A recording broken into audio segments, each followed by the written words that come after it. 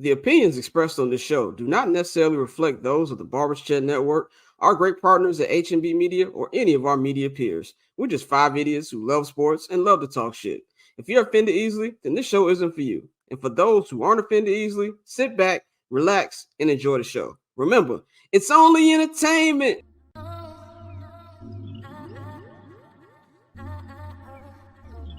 So cool. Triple double hat trick, I know the code too. Ice trade, go for trade, yeah we cold too.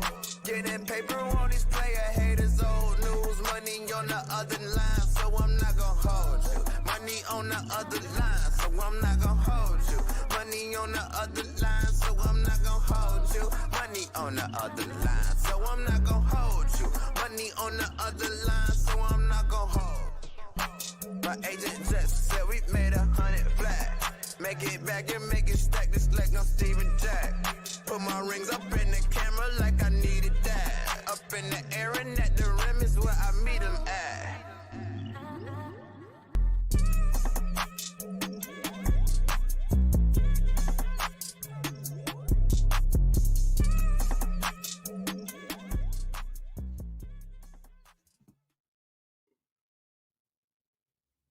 Ladies and gentlemen, welcome back to yet another edition of I'm Not Gonna Hold You, man. It is your boy Scott.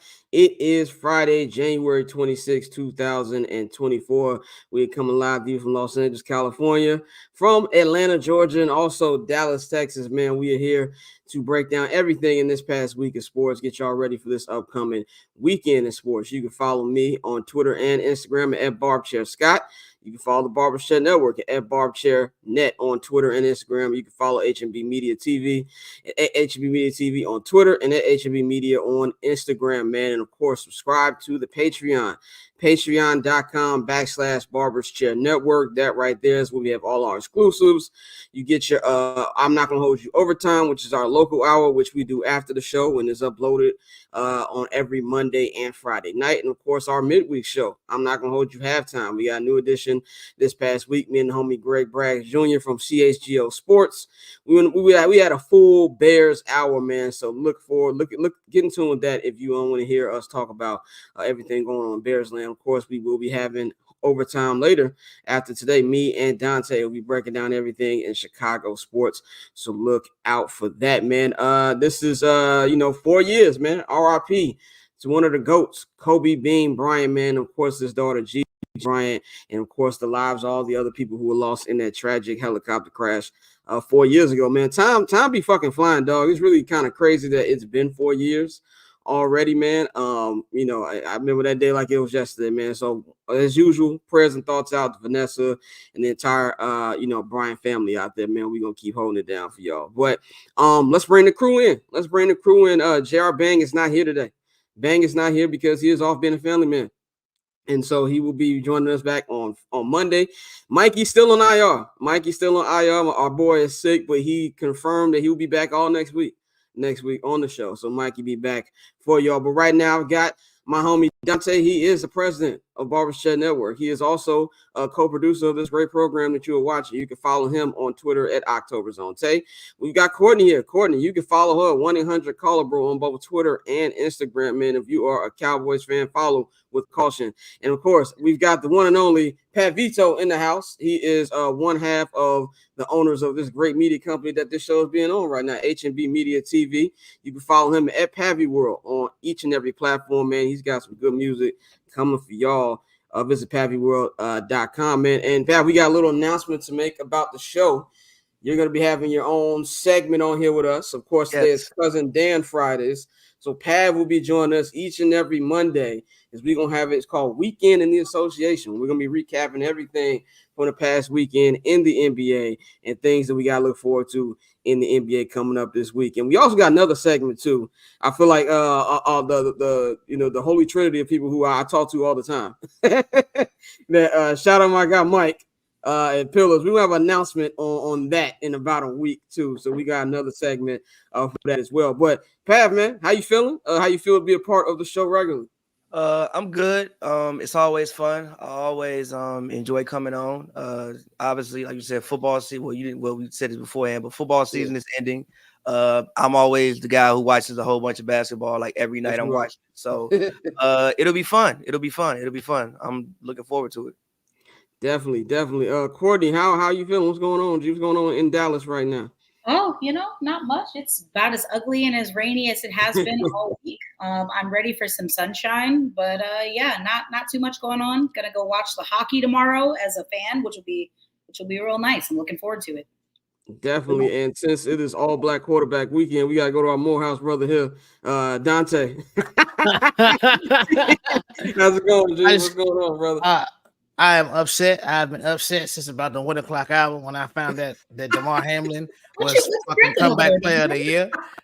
Nothing crazy, but again, that is some bullshit. But we're gonna talk about it later. I don't even know. We're not gonna talk about it. We don't need to talk about it. No, I will be talking it later because it's part of my Goofy Mog of the week later on in the show. Man, because as soon as you tweeted that I had the mutual disgust, me and this man were called assholes almost 20 weeks ago. But not everybody laughing. Everybody, we were called everything in the book when we said this at the beginning of the season. Bro, when I said stop the Make-A-Wish shit, everybody called me crazy. Now look. And not looking running fourth down plays, trying to get the nigga on the SPs. You try to get the SPs moment. Crazy. That was a fireable offense. So that's how I know people aren't as mad anymore. Because I didn't have anybody calling me out my name on Instagram or TikTok. So I'm glad y'all getting on our side, man. But let's start off with how I start off every episode of I'm Not Gonna Hold You with my sound off. This week, we're gonna sound off. Shout out my man Big Waz of the Ringer. You can check everything he got going on, man. We have a quote that we've been saying in our 10 years of being friends, and that is life is a lot of things in life don't matter. The one thing in life that does matter is being right. And I have the privilege and to being right in this particular thing. I feel like I've been the old man yelling at the cloud for about 2-3 years when it comes to streaming and sports streaming. I've been telling everybody there's going to be a time and point where there's going to be regular sports streaming, and it's not going to be something where it's going to be just an option. It's going to become a necessity of what you need to do. And of course, we already saw with the playoff game 2 weeks ago during Super Wildcard weekend between the Dolphins and the Chiefs, which had 25 million new subscribers for Peacock. We all know they're probably going to do double of that next year. Of course, we all know the NBA is in like their beta testing right now. I'm trying to see how people watching the NBA on TNT through HBO Max. I wouldn't be surprised if we get 1 or 2 playoff games that are exclusively on Max this postseason. But the news that came out, I think it was Monday, I don't know if it was Tuesday. It wasn't Monday because we talked about it on the show on Tuesday. Is that WWE, World Wrestling Entertainment, or if you're somebody who watched it back in the greatest era, which was the Attitude Era, you call it WWF. But WWE made a massive deal with Netflix, aka the only streaming company actually making any goddamn money right now, as they will be moving the number one, probably the number one most watched cable show of all time, that is WWE Raw, has been on TV for over 30 years now. It's going to be moving exclusively to Netflix January 2025, and this is crazy, a 10-year deal worth $500 million per year. So everybody who sits up there on USA Network and watches Monday Night Raw, they're going to be going strictly to Netflix on that one, man. And not only that, TKO, which is a company that is owned by Ari Emanuel, who owns UFC and also the WWE, bought the WWE, I think, about 8 months ago. This is a power move because The Rock, Dwayne Johnson, is now the head of the board of directors of TKO and was at the New York Trade Exchange, with Triple H and with, Nick Khan, who was the president of the WWE, to announce this move.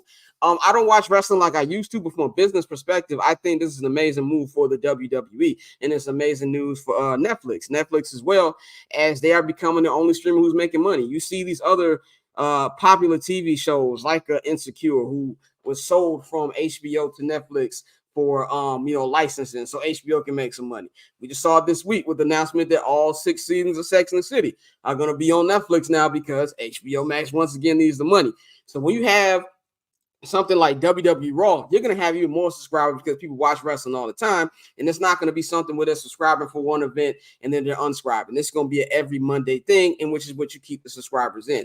I'm not saying that this is going to happen right away, but I see a world within the next 3 to 5 years where the Super Bowl is going to be on some streaming network, whether it's Apple, whether it's Amazon Prime, whether it's motherfucking Netflix, something.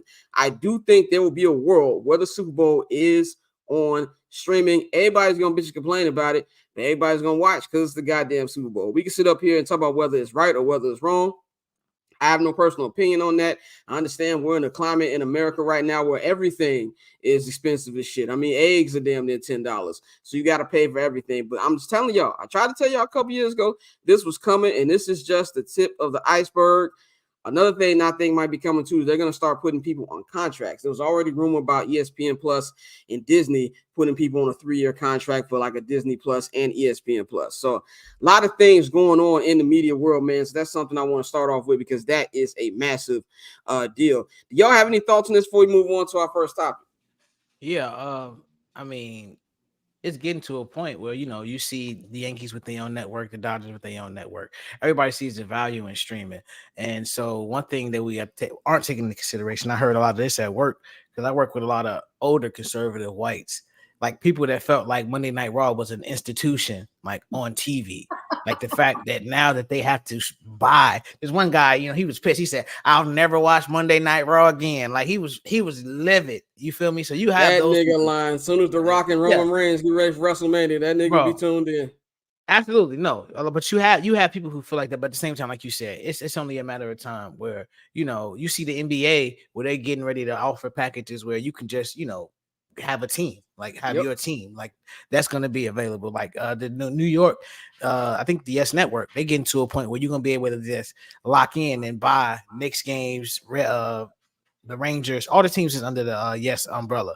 But it's getting to that point, and this happened with the whole net neutrality when all of that shit happened, and we were like, everybody's like, oh fuck cable, and now this is what we got. We really should have stuck with cable because now you're gonna have to pay for everything individually. I mean, it's all gonna add up to something that was even more than what you were paying in the first place. Definitely.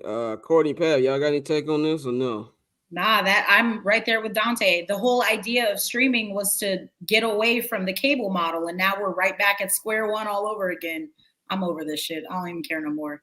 If I can't share somebody's, then I guess I'm not watching.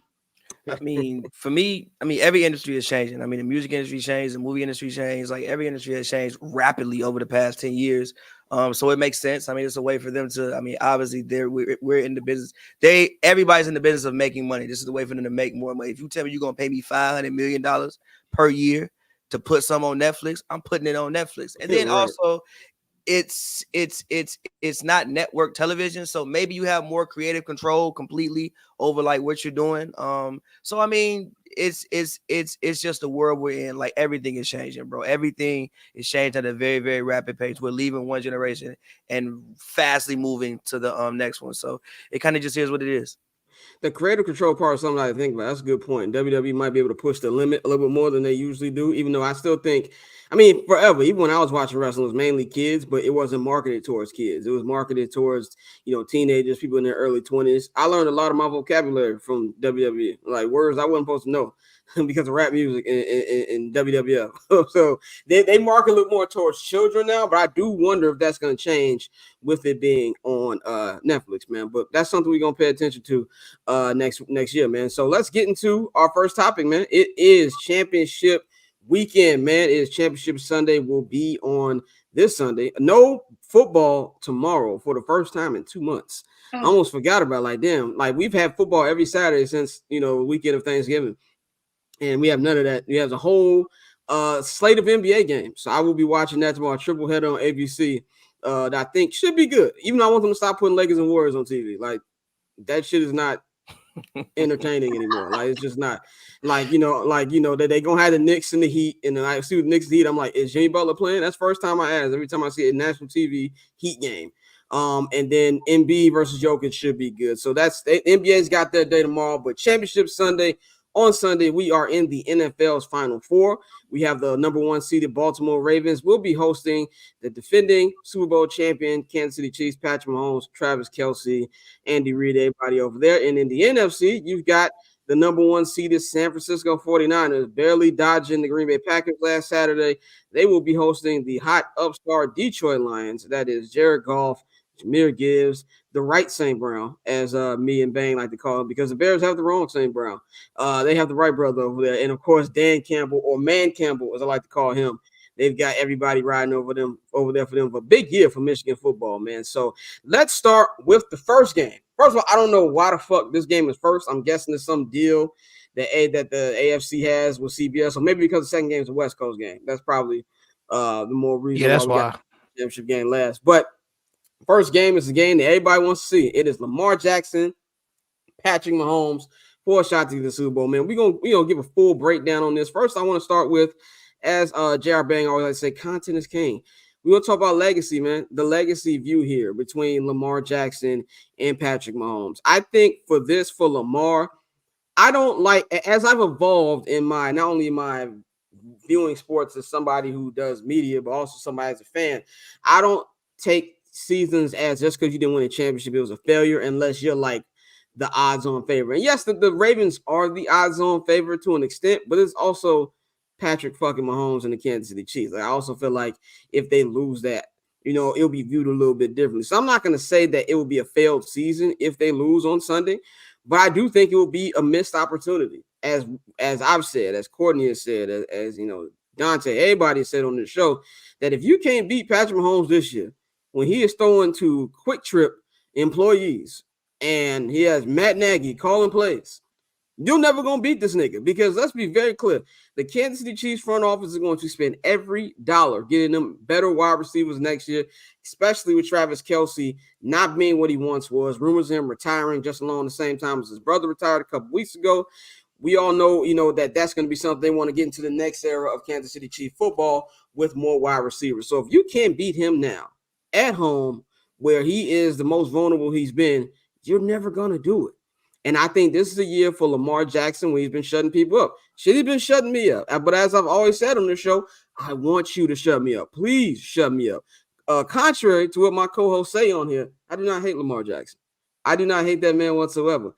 I had I had criticisms that I feel were valid when the time I said them. But he is shutting everybody up. He is well on his way to winning his second MVP, whether they win Sunday or not. But this is the time. He can go out there and be the guy who knocked out Patrick Mahomes. There's only been two quarterbacks to eliminate Patrick Mahomes. One is the greatest quarterback of all time. He did it twice.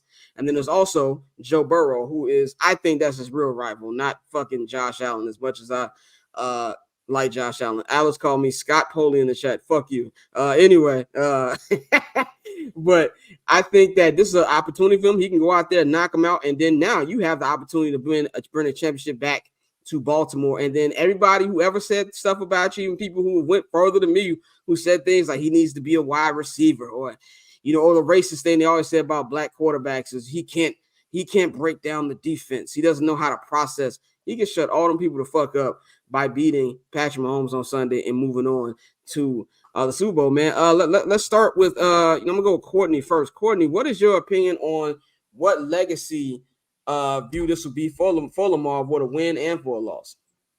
I mean, like we said, if you don't beat the Chiefs this year, it's never going to happen. I mean, at least not anytime soon. I'm really, really looking forward to this football game.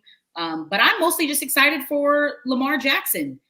He has the opportunity here, in my opinion, to propel himself into the same conversation as Patrick Mahomes, a guy with, a couple of MVPs, since clearly he's going to win the MVP this year.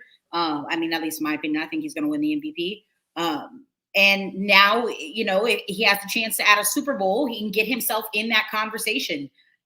I think he's got way more to lose, and there's way more on the line for Lamar Jackson than it is for Patrick Mahomes. If Patrick Mahomes doesn't win, then it's, he was playing with house money, right? He's only had Rashee Rice and Travis Kelce to throw the ball to. Nobody's sitting around being like, oh my God, Patrick Mahomes didn't make that pass to Marquez Valdez-Scantling. Like, no one's going to remember that in 3 years, right? So yeah, I think Lamar Jackson has way more at stake here than Pat Mahomes does. Pavy, tell us, what your opinion is on, what's on the line for Lamar, and what you think, if anything's on the line at all, for Patrick Mahomes on Sunday. I mean, for Lamar, if you look at his football resume, he's pretty much done quite possibly everything that you could. He's won a Heisman, he's won MVP, he's been an All-Pro, he's been Pro Bowl. He's pretty much done everything that you can do as a quarterback besides win a Super Bowl. So I mean, yeah, I mean it's a huge game for him, and like Courtney said, he could put himself in the same conversation. Like I'm somebody who thinks that we have one elite quarterback in the NFL right now. I think we are in one of the worst eras of quarterback, and I've actually been alive That's for a hot take. I think we have one elite quarterback. His name is Patrick Mahomes. Like actually, literally elite. When as in you walk into a game and you think, oh, Pat playing, they gonna win. There's no other quarterback who I feel that way about. But if Lamar can, take his team, walk in there, beat Pat, and then also beating Pat, the job not done. You still got to win the Super Bowl because you could beat Pat and lose in the Super Bowl, and then we back at square one. So I mean, a lot is on the line for Lamar. So for me, I'm just excited to see the game. I think I hope yesterday I watched the compilation of the most classic championship games. I hope that we get a game that's like that tomorrow, and I'm just looking forward to it. Dante, man, what's your take on the legacy for both of these quarterbacks? For Pat, it's nothing at stake. Pat is still Pat. Like if he loses this game, he lost, and people to blame the wide receivers anyway. But if he wins it, it's just another notch toward him being the greatest of all time when it's all said and done. Even though people always say he'll never get that lick back against Brady. It's one of those things where like what you're watching, what you're seeing, and like as a quarterback from just a physical standpoint, we've never seen nobody like Pat. So as far as his legacy, there's nothing on the line. Lamar, I think he can cement himself in the conversation as a tier 1 elite quarterback, one of those guys. And I'm gonna be honest with you, for me, if Lamar beats Pat and Lamar can go to the Super Bowl, it's time to put Lamar over Joe Burrow, over Jared Allen, over all of those guys. Because I mean, we shoot Joe Burrow a lot of bail, but the reality is he plays on really good offenses, and he's still been injury prone. He's been in the Super Bowl one time. That's cool, but for as much as we say he is the elite of the elite, there's no reason you can put if Lamar does all he's done already being here we thinking 2-time MVP, 2-time All-Pro. If he goes and gets a Super Bowl, he is a 1A top of the line quarterback, and there's no more you can say about it because all of the other stuff we talk about is bullshit anyway. Everybody says he can't throw the ball. His completion percentage is a lot better than a lot of people. His percentage from the pocket is a lot better than a lot of people. He actually only leaves the pocket when he needs to leave the pocket. That's one thing, we talk about other quarterbacks that they panic and get out of there. Now, if you watch him play, he's cool, calm, and collected in the pocket at all times, and he goes when he has to go. And so I think, it's time to really, acknowledge him as a dual threat. And I think that's what's on the line for him, because if he loses, it'll just be more of the same BS, more of the same talk about what he can't do. So I think, in this year, fully healthy, he got a lot on the line to go get.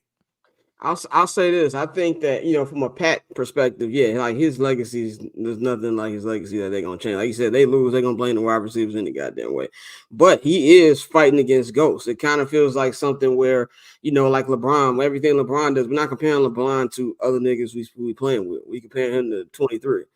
Like that's the only person we compare him to. So with Pat, we compare him to 12. Like that's it. He has an opportunity to, if he wins, he's going to tie Peyton Manning in playoff wins like already, what I'm saying? Like he could pass all these other guys, that he's in front of him. If he has only a couple touchdowns to be ahead of Peyton Manning, if he wins both, he will surpass Joe Montana for playoff wins. And then of course he's still 20 behind Tom Brady, which is asinine, which tells you how many fucking things that Brady has done. Like, to me, it just helps him. He loses nothing here.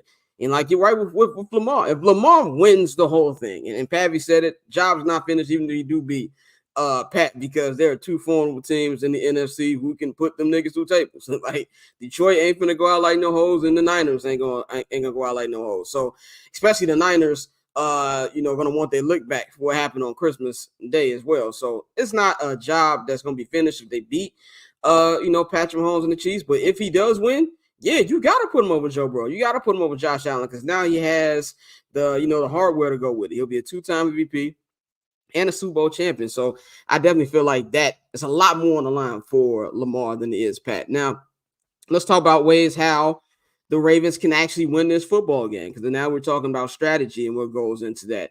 I think for the Ravens, like their defense is nasty. Their defense has been nasty since they've been a fucking franchise. We can go all the way back to Ray Lewis. We go to Ed Reed, Terrell Suggs, just all the guys that they've had in their tenure of being a franchise after coming back from Cleveland. But But this one led by Roquan Smith, which I'm glad that everybody finally sees who Roquan is. Like the Bears tax is real. Like when I used to say, oh, he was top 2, top 3 linebacker in the league, I would get laughed out of the fucking building. He was an all-pro there. His numbers, he had numbers in the Bears. They're better than his numbers now.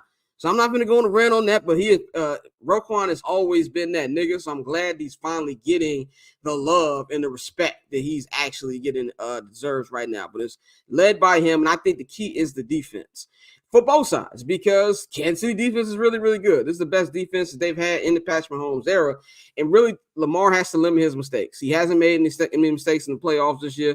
Hasn't really made a lot of mistakes this regular season in general. He needs to not be able to do that. He needs to if I'm the secondary of the Baltimore Ravens, I'm putting those weak ass wide receivers on their back. Like make sure that they gotta force the ball to Kelsey and just take away the options. If you can make Pat Mahomes look like he's looking majority of this season where he doesn't know who to fucking throw to, that's the number one way to win this game. But number one thing is they have to get in the end zone. Field goals are not going to beat this guy. We've seen it time and time again. That was the main reason that the Bills lost last week. Settling for field goals and not getting in the fucking end zone. Pat had multiple 20-yard passes last week. Josh Allen had 0. A lot of his production came on the ground. So he's got to be able to do that this week. And if he does that, I think they got a good chance to win the game. But they pretty much got to play mistake-free football to win this one. Courtney, what are some things that you think that the Ravens need to do to win this game? The first thing that comes to mind, honestly, is I need Lamar Jackson to protect that football with his life. As someone who has had Lamar Jackson as a fantasy quarterback for the past like three seasons now. I can't tell you how many games I lost because of Lamar Jackson turnovers, especially fumbles. So that's a big key for me. And then also just football, just protecting the football and also really long drives. The last thing you want to do is give the Chiefs and Patrick Mahomes too much time with the ball. So just really long, sustained drives that end in touchdowns, not field goals. That's the key for me. Pat, what's your keys for a Baltimore win on Sunday? I mean, you guys kind of said it. Don't turn the ball over. And then you have to also create turnovers. So if they can create turnovers, if they can make Pat really anyway, if they can get an interception, they can make a fumble the football, they can make the running backs fumble the football, they can make the receivers fumble the football. Just create some turnovers so that you can also win the field position battle. And again, you don't turn the ball over. Lamar don't throw no picks, don't fumble the ball. Just play very smart football, like you guys said. Score touchdowns. Field goals not gonna work. You probably gonna have to get you at least 31 points to win this football game. At least 31 points to win this game. Yeah. So again, take care of the ball and make sure that you turn him over. Obviously, like this season, it hasn't been impossible to pick Pat Mahomes off. We've seen it done by a lot of teams this season. So make sure that, make sure you can get turnovers, and please protect the football. Don't do stupid stuff, and you should be fine. Dante, how can the Ravens punch their ticket to Las Vegas on Sunday? If you're the Ravens defense, you got to shorten the field for your offense because, like we said, this Kansas City defense is really good. They don't give up a lot of explosive plays, so you do have a dynamic weapon in Pat. I said Pat Mahomes. You do have a dynamic weapon in Lamar Jackson, but at the end of the day, with this defense being who they are, you got to make that field shorter, and they have the ability to do that. And I think another reason that's important because you got to get physical with these receivers and make sure last week we've been talking all season about how they work catching the ball. And, they look pretty solid outside of Mecole Hardman fumbling the ball in the goal line.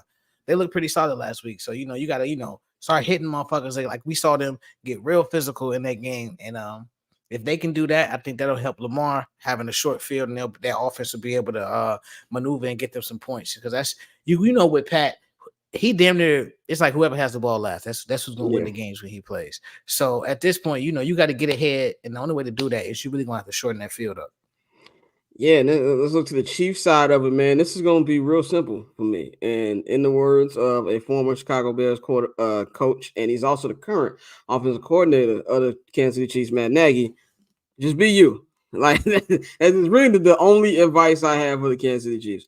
Be you. If Patrick Mahomes is Patrick Mahomes, they keep running the football with Pacheco and don't make mistakes and make the mistake and make Lamar in that offense make mistakes, You're going to win this fucking football game. You're the team that's been here 6 straight years in a row. As much as, all the pressure is on them. It's on the Ravens. They're at home. Their fans are waiting for them. Lamar's going to be MVP. All the pressure is on them, and they know that. They're no disrespect to John Harbaugh, but they're the better coach team. They know how to, stay around and be able to pick and, take their moments and be able to win the game. So Pat is Pat, and this defense, takes Lamar out of character. I think they're going to win this game. Like you said, Pat, they got to score 31 points. The thing that they can do, I don't believe that the Chiefs can play as explosive as the Ravens can now because they just don't have the weapons to do that.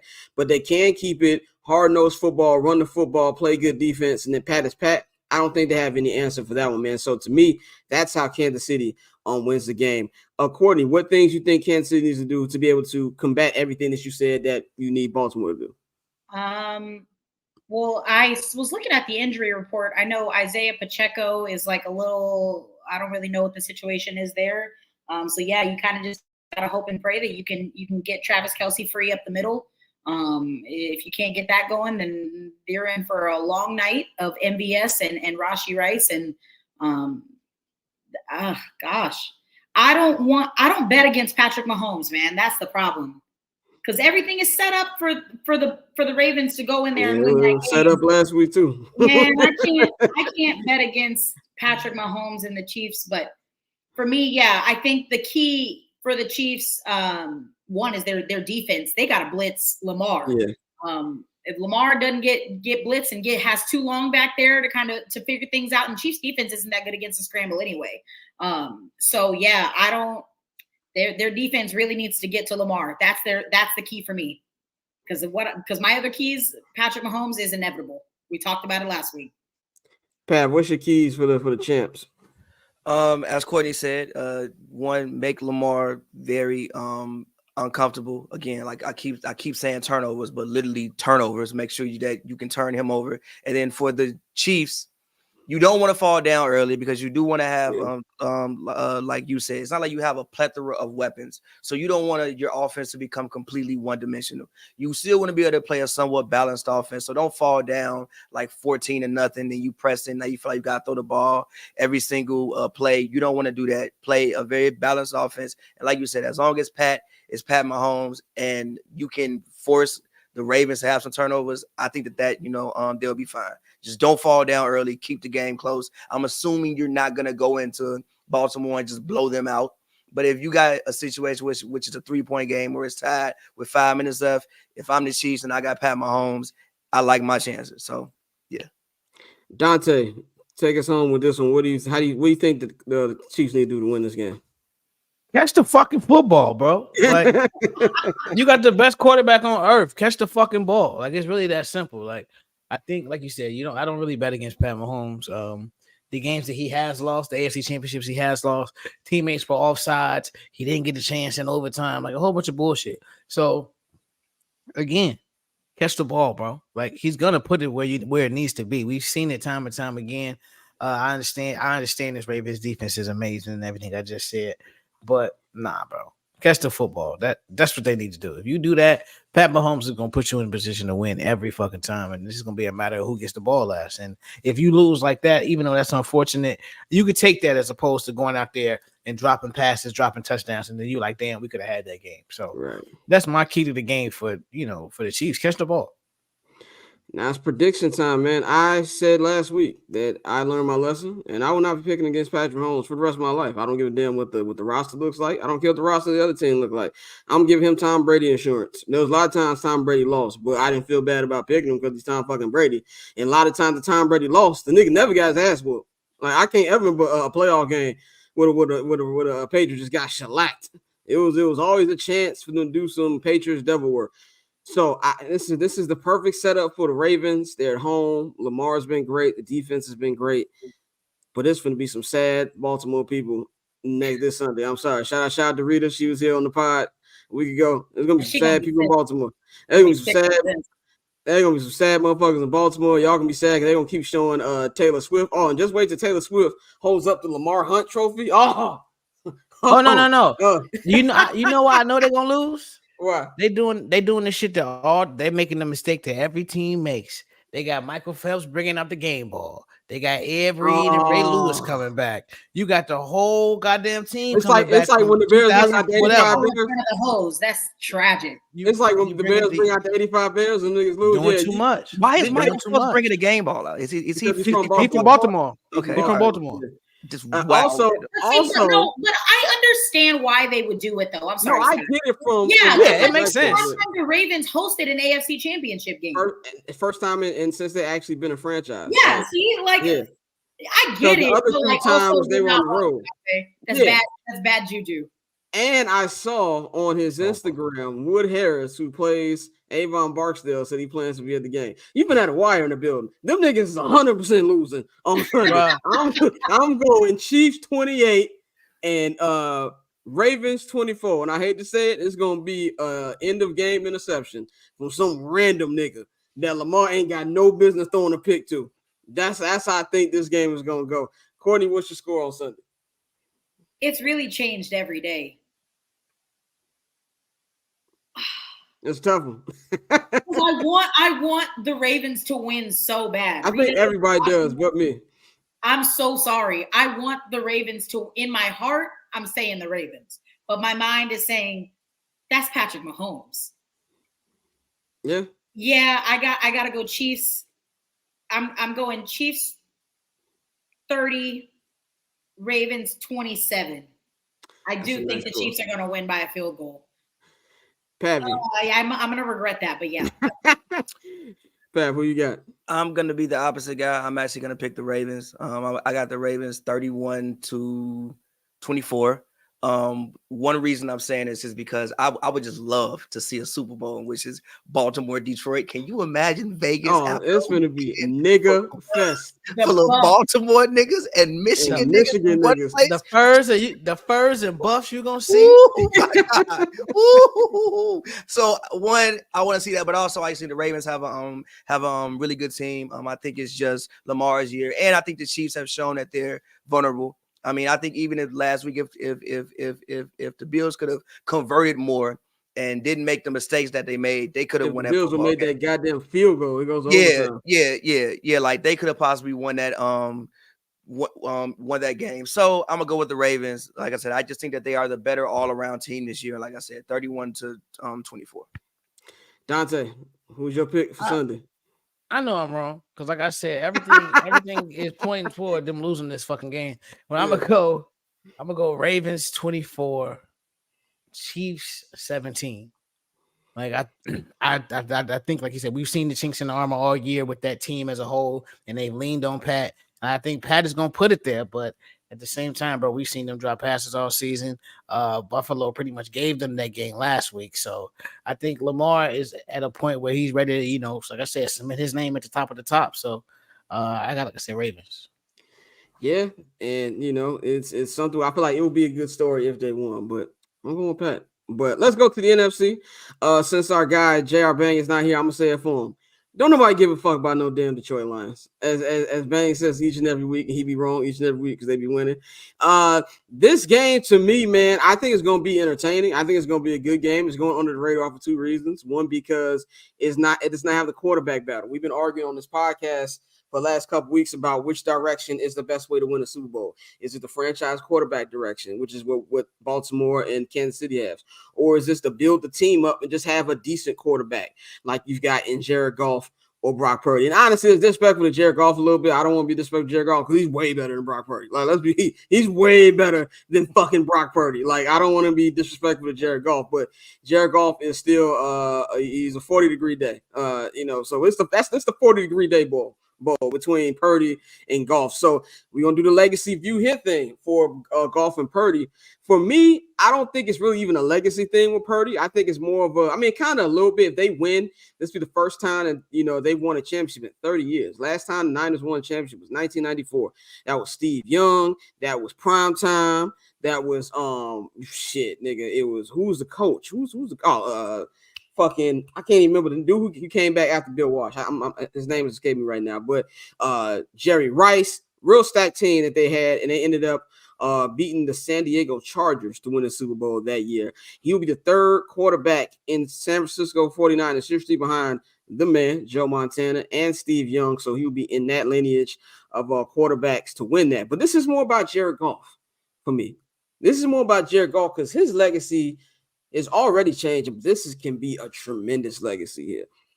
Jared Goff has a chance to get a statue, ladies and gentlemen. He has a chance to join Barry Sanders with a statue in Detroit because he already led the Rams to the Super Bowl in 2019. He was the #1 overall draft pick. A lot of #1 overall draft picks don't really pan out. We can sit up here and say, obviously, he's not Matt Stafford. Matt Stafford is a better quarterback. But there's way worse quarterbacks on God's green earth than Jared Goff. And as good as this team has been built by Brad Holmes and Detroit Lions and the coach of Dan Campbell, he's the reason. If he was bad, would none of this shit matter. So if they go out here and win, take Detroit to the Super Bowl, which they've never been to. Last time they were in the NFC Championship game, they got smoked by the Redskins. So if they even make it, that's history. But if you go there and you win, now he joins Detroit sports legends as Isaiah Thomas, Joe Dumars, Miguel Cabrera. Even though Miguel Cabrera didn't win one in Detroit, he's a World Series champion, even with Florida Marlins. So I'm putting respect on his head for that. With the Ben Wallace, the Chauncey Billups, he joins in that range. The Fab Five, he's going to be in that lineage of Detroit sports icons, man. So I feel like if he wins this says a lot more about him than it does Brock Purdy. Brock Purdy, you just like, if Brock Purdy in the Niners win, to me, this says a lot more about Kyle Shanahan finally getting over the hump and getting some of the 28-3 stank off him and just how great this defense has been more than Brock Purdy.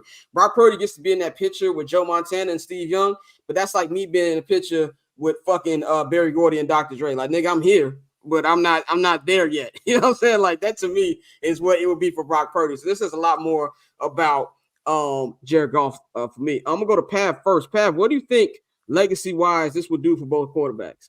I'm gonna start with Goff because I think that when you do things for certain franchises, it means way more. If you are the quarterback of the Detroit Lions and you even taking them to the Super Bowl, you're already in a whole different other stratosphere. If you win the Super Bowl for the Detroit Lions, who have been a symbol of impunity for my entire the entire existence period.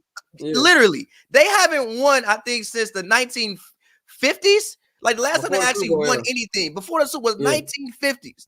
If you are the quarterback for the Detroit Lions, he becomes, honestly, listen, I know Matthew Stafford probably had better numbers and all that, but he was also throwing a Megatron. But he had better numbers or whatever. But you become the best quarterback in franchise. Oh, you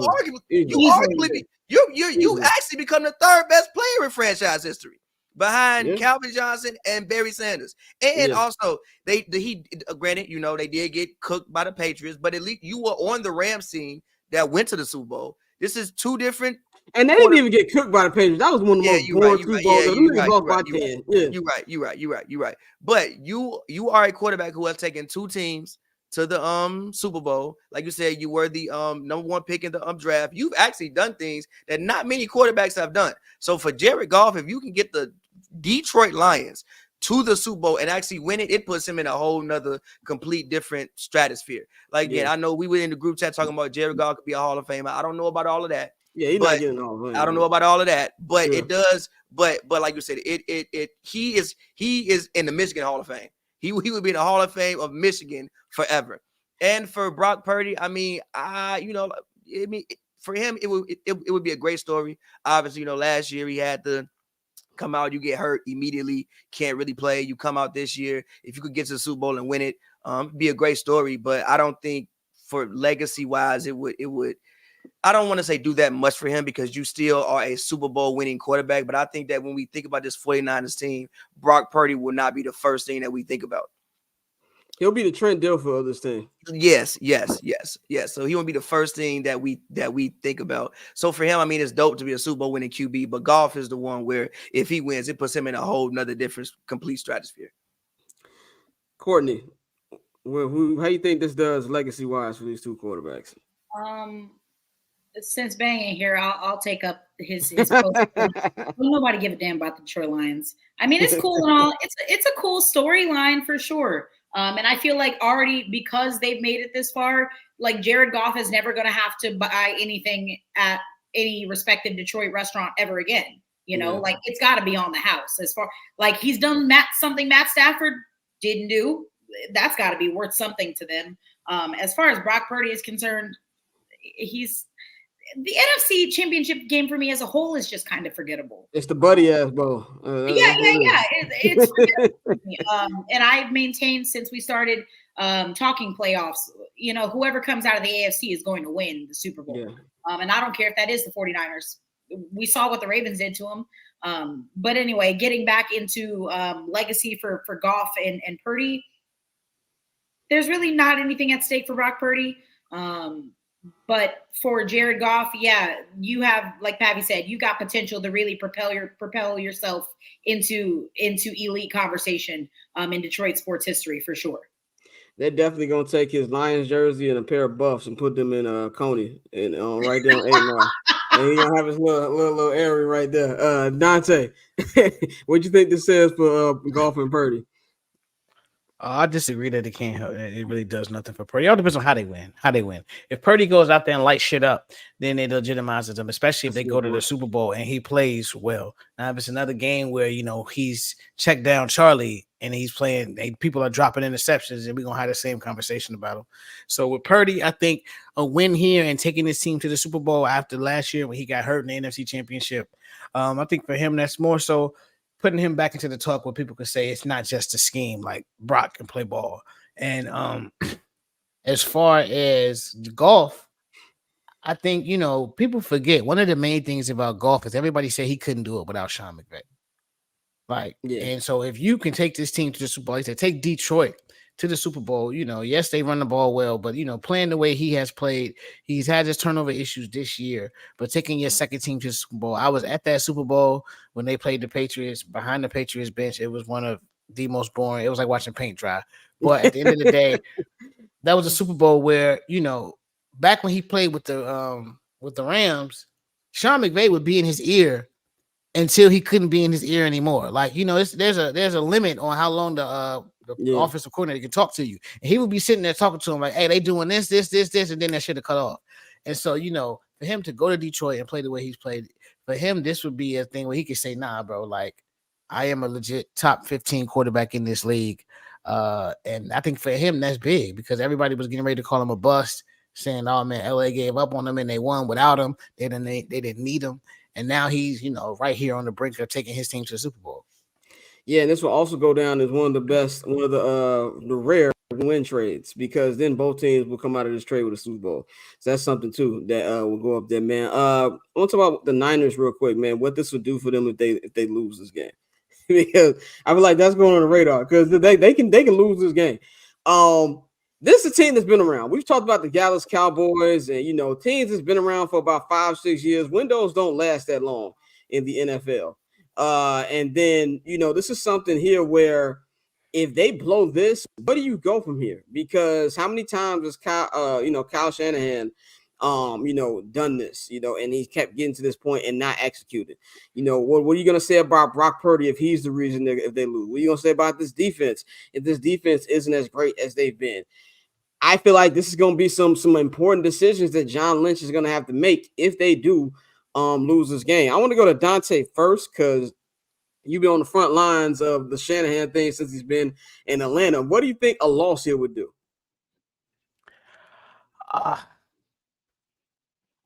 For Shanahan, I think the issue would be, you know, here we go again. He can't win the big one. That's always the thing with Kyle. He'll get you to the door, but he's not going to walk through that motherfucker. And so I think with the way that they've missed on quarterbacks, like I said last week, this is one team that, despite the fact that they've missed on like really 3 quarterbacks in the same window, they're on the brink of going to 3 Super Bowls. So, you know, they've still been successful in terms of business. And, you know, as we all know, it's cool to do that ring shit. But at the end of the day, if your team is consistently making deep runs into the playoffs, you are a successful franchise. And that's something that the 49ers have been over the past, you know, pretty much decade and a half, damn near longer. But I think, you know, a loss, that really makes you have to take a step back and say, all right, what are we going to do here? Like, like I said, it depends on like the same way it depends on how they win and how they lose. If you go into this game and Brock Purdy looks like shit and he's throwing interceptions and Detroit is able to take this game, and then it's like, all right, we really need to figure out this quarterback position. And I mean, I know there's a quarterback at in Chicago that's looking for a new home. So you could reach out to them, but it's a lot of opportunities out there for them to still improve that position. And so it all depends on what we see with Purdy, bro. Like I said, it's, as much as I love Kyle Shanahan, to me is the best coach in the league. You gotta win the big one, bro. They still haven't done that. Courtney, I have a question for everyone here. Okay. Who did the 49ers beat this season?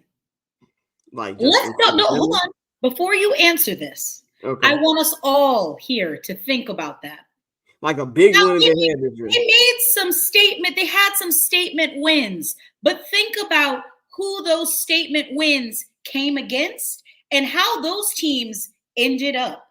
Remember week 5 when they beat the hell out of the Cowboys? Yeah, that was the only one I was thinking about, but the Cowboys are the Cowboys. Didn't they beat the Eagles? Okay, and then was it week 12? They beat the Eagles. They beat the Eagles. That was their statement.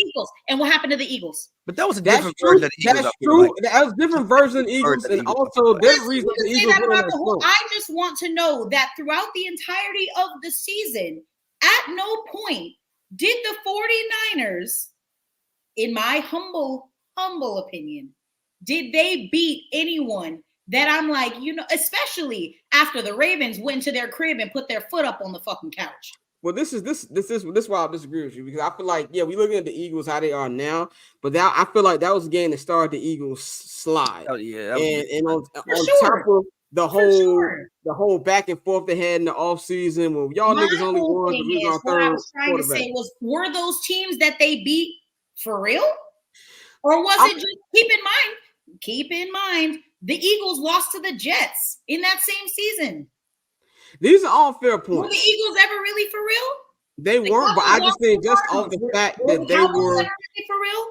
The only way this will matter is if they lose. Because if we go back to every team that's won the Super Bowl, I'm sure that has some skinny roads. That's what, as far as the question about their window, my brother in Christ, if y'all don't really, if you can't do it now, if you can't do it now, if they beat the Lions and say, if you can't do it now, when you don't have to worry about possibly running into like Joe Burrow, of course, I'm not saying Patrick Mahomes is any better or Lamar, especially after he came up in your crib and put his foot up on the couch. But no, I'm not feeling too good about the Niners, especially if Debo's not playing. Yeah, well, he practicing full, so I'm guessing he's on track. But Pat, what do you think this would do for the window since they've been around for a minute? I was just actually sitting here looking at the ages. It's not really a young team. Like you got Debo's 28. I think Christian McCaffrey's 28. Yep. Fred Warner is 27.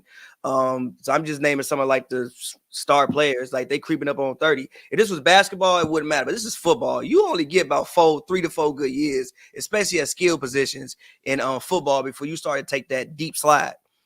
Usually, now you got some guys who go out there and defy the odds, but usually you only get about 4 to 5 good years.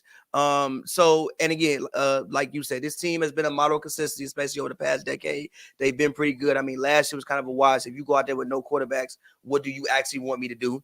Right. But you got to get but you have to start getting it done. Like I think maybe you could get, and also like Dante, it depends on how you lose. If you have a demore, like last year, it was like, again, like I said, what do you want me to do? But if you come out here and get demoralized, this might be a thing where next season, like the psyche of your team just isn't the same, and you drop down like 8-8. I mean, 8-9 or 9-8 because they play another game these days. So that might be a thing that happens. But I think that maybe if you go out there and you lose by like last second field goal or something, or just like something fluky happens, I think this team still had maybe 1.5, maybe 2 more years left, but the time is definitely ticking because these guys not like 2-3 years pro. These guys have been around for a pretty good minute now. Injuries gonna start to creep up, age gonna start to creep up. So if it's any year to get it done, probably this year. All right, let's get straight to our predictions for this game, man. This one, I'm gonna regret picking this. I didn't feel good when I woke up this morning and decided on this, but The Detroit Lions going to the Super Bowl, ladies and gentlemen. I'm not buying what the San Francisco 49ers are selling. I don't believe in Brock Purdy. I've never believed in Brock Purdy. I said it right the fuck away last year. And Mikey kept putting in group chat, Brocktober this, Brocktober that. I will get the final laugh. I was not impressed by that defense last week. They basically they lucky that Jordan Love threw the worst pass maybe in the history of the sport last week. Like, that's the reason they won. And Jared Goff is way better than motherfucking Jordan Love. And more important, Dan Campbell got these dudes believing, man. Like, I really think they believe. They think it's their time, and they ain't scared of shit. And you know, I'm going Lions. I'm going Lions going to win this one. And Lions offense ain't been stopped all playoffs either. I'm going Lions 34-21. I think this will be a double-digit win for the Detroit Lions. My auntie will be blowing my phone up on Sunday. Talking about everything that's going on in Detroit. Pav, which way are you rolling for this game? I'm going with the Lions, but I'm going with the Lions because of the fact, like, number one, I think Goff is a better quarterback than Purdy, and the Lions have playmakers. I mean, I remember the first time I saw Jamar Gibbs, his name, right, play this season. Jahmyr Gibbs. I was like, obviously, David Montgomery is a really good steady back. I mean, we've watched him for years with the Bears, really good steady back, you know. But I was like, yo, Jahmyr Gibbs is a home run hitter. Like, you know, he's a legit playmaker. He's fast. You can just give him the ball in any type of way that you can give him the ball. I think last week they did a better job of getting him the ball in just any type of way that you could possibly get him the ball. And like you said, Dan Campbell, I don't know what he be in the things telling the locker room, telling them, but he got them really ready to run through a wall.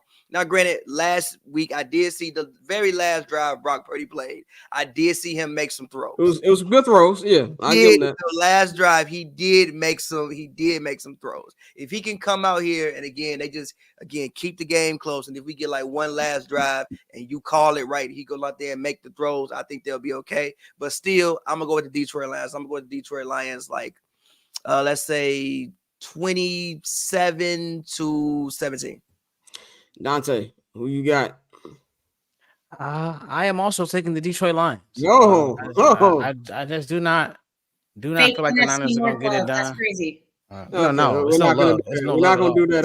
Let me be very clear. I'll be rooting for their demise while intoxicated on Sunday. Like, that's what I would be doing. And let's be clear. I would love, ladies and gentlemen, I would love to see the greatest Caucasian running back to ever live go to the Super Bowl. That's how a white man runs a football. Man, bro. But brother, it's you know, that's one family. When people be like, when I try to tell people, hey, bro, genetics play a part in this. No, his daddy, go look at their lineage. Yeah. No, fuck that. His daddy, his mama, his granddaddy. Like, go look at the lineage of the McCaffrey family and how athletic they are. But no, they're gonna lose. They're gonna lose. Detroit gonna get it done. I got Detroit 24-21. 24-21. I think Goff looks shaky again. Hate to say it, but no, I'm going with Detroit. Hope I'm wrong, but Detroit. I want to be wrong. I want to be wrong like a motherfucker. I just want to see Michigan niggas in Vegas. Yeah, I'm going to be the one to break it to you guys. I don't think Detroit's winning this football game. You going with the Niners? It's not going to be all loud like in Detroit with full of Lions fans. They got Christian McCaffrey. I don't see Detroit winning this football game. Mainly, in my opinion, I'm just thinking about, for me, the X factor is the coaching. I don't think Dan Campbell is going to, like you said, Pavy, great motivator. Like, that's the guy in halftime. You absolutely want him grabbing you by the pads and shaking you, for sure. But he's not going to X and O his way into scheming up a game plan for Jared Goff and coming up with some game-winning drive, in my opinion. Shanahan can also game plan himself out to Tweakville, too. You are absolutely correct. But I think that, in my opinion, just like he cooked up that drive for Brock Purdy last week, I think he'll be able to have that kind of success. I do think it's going to be a very good game. And I think it's going to be a close game. And I got, for me, I'll say 30-24 Niners. All right. So that concludes our AFC, NFC championship preview, man. Let's do, have some coaching maneuvers here. We got two more topics. We're going to talk about this. We're going to quickly talk about baseball, Hall of Fame real quick. And then Courtney's got to get up out of here. Then we have some NBA talk before Cousin Dan Fridays kicks off, man. But two new hirings. Of course, the hiring that we all knew was going to happen from the minute that we heard rumors a couple weeks ago. Jim Harbaugh is back in the NFL. He is the new head coach of the Los Angeles Chargers.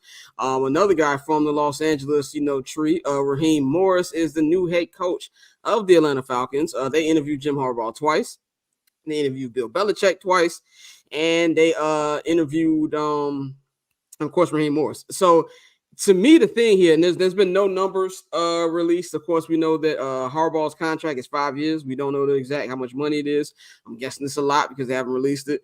We don't know anything about how long Raheem Morris' contract is. Of course, Raheem Morris is the second go around with the Falcons, as he was the interim coach back in 2020.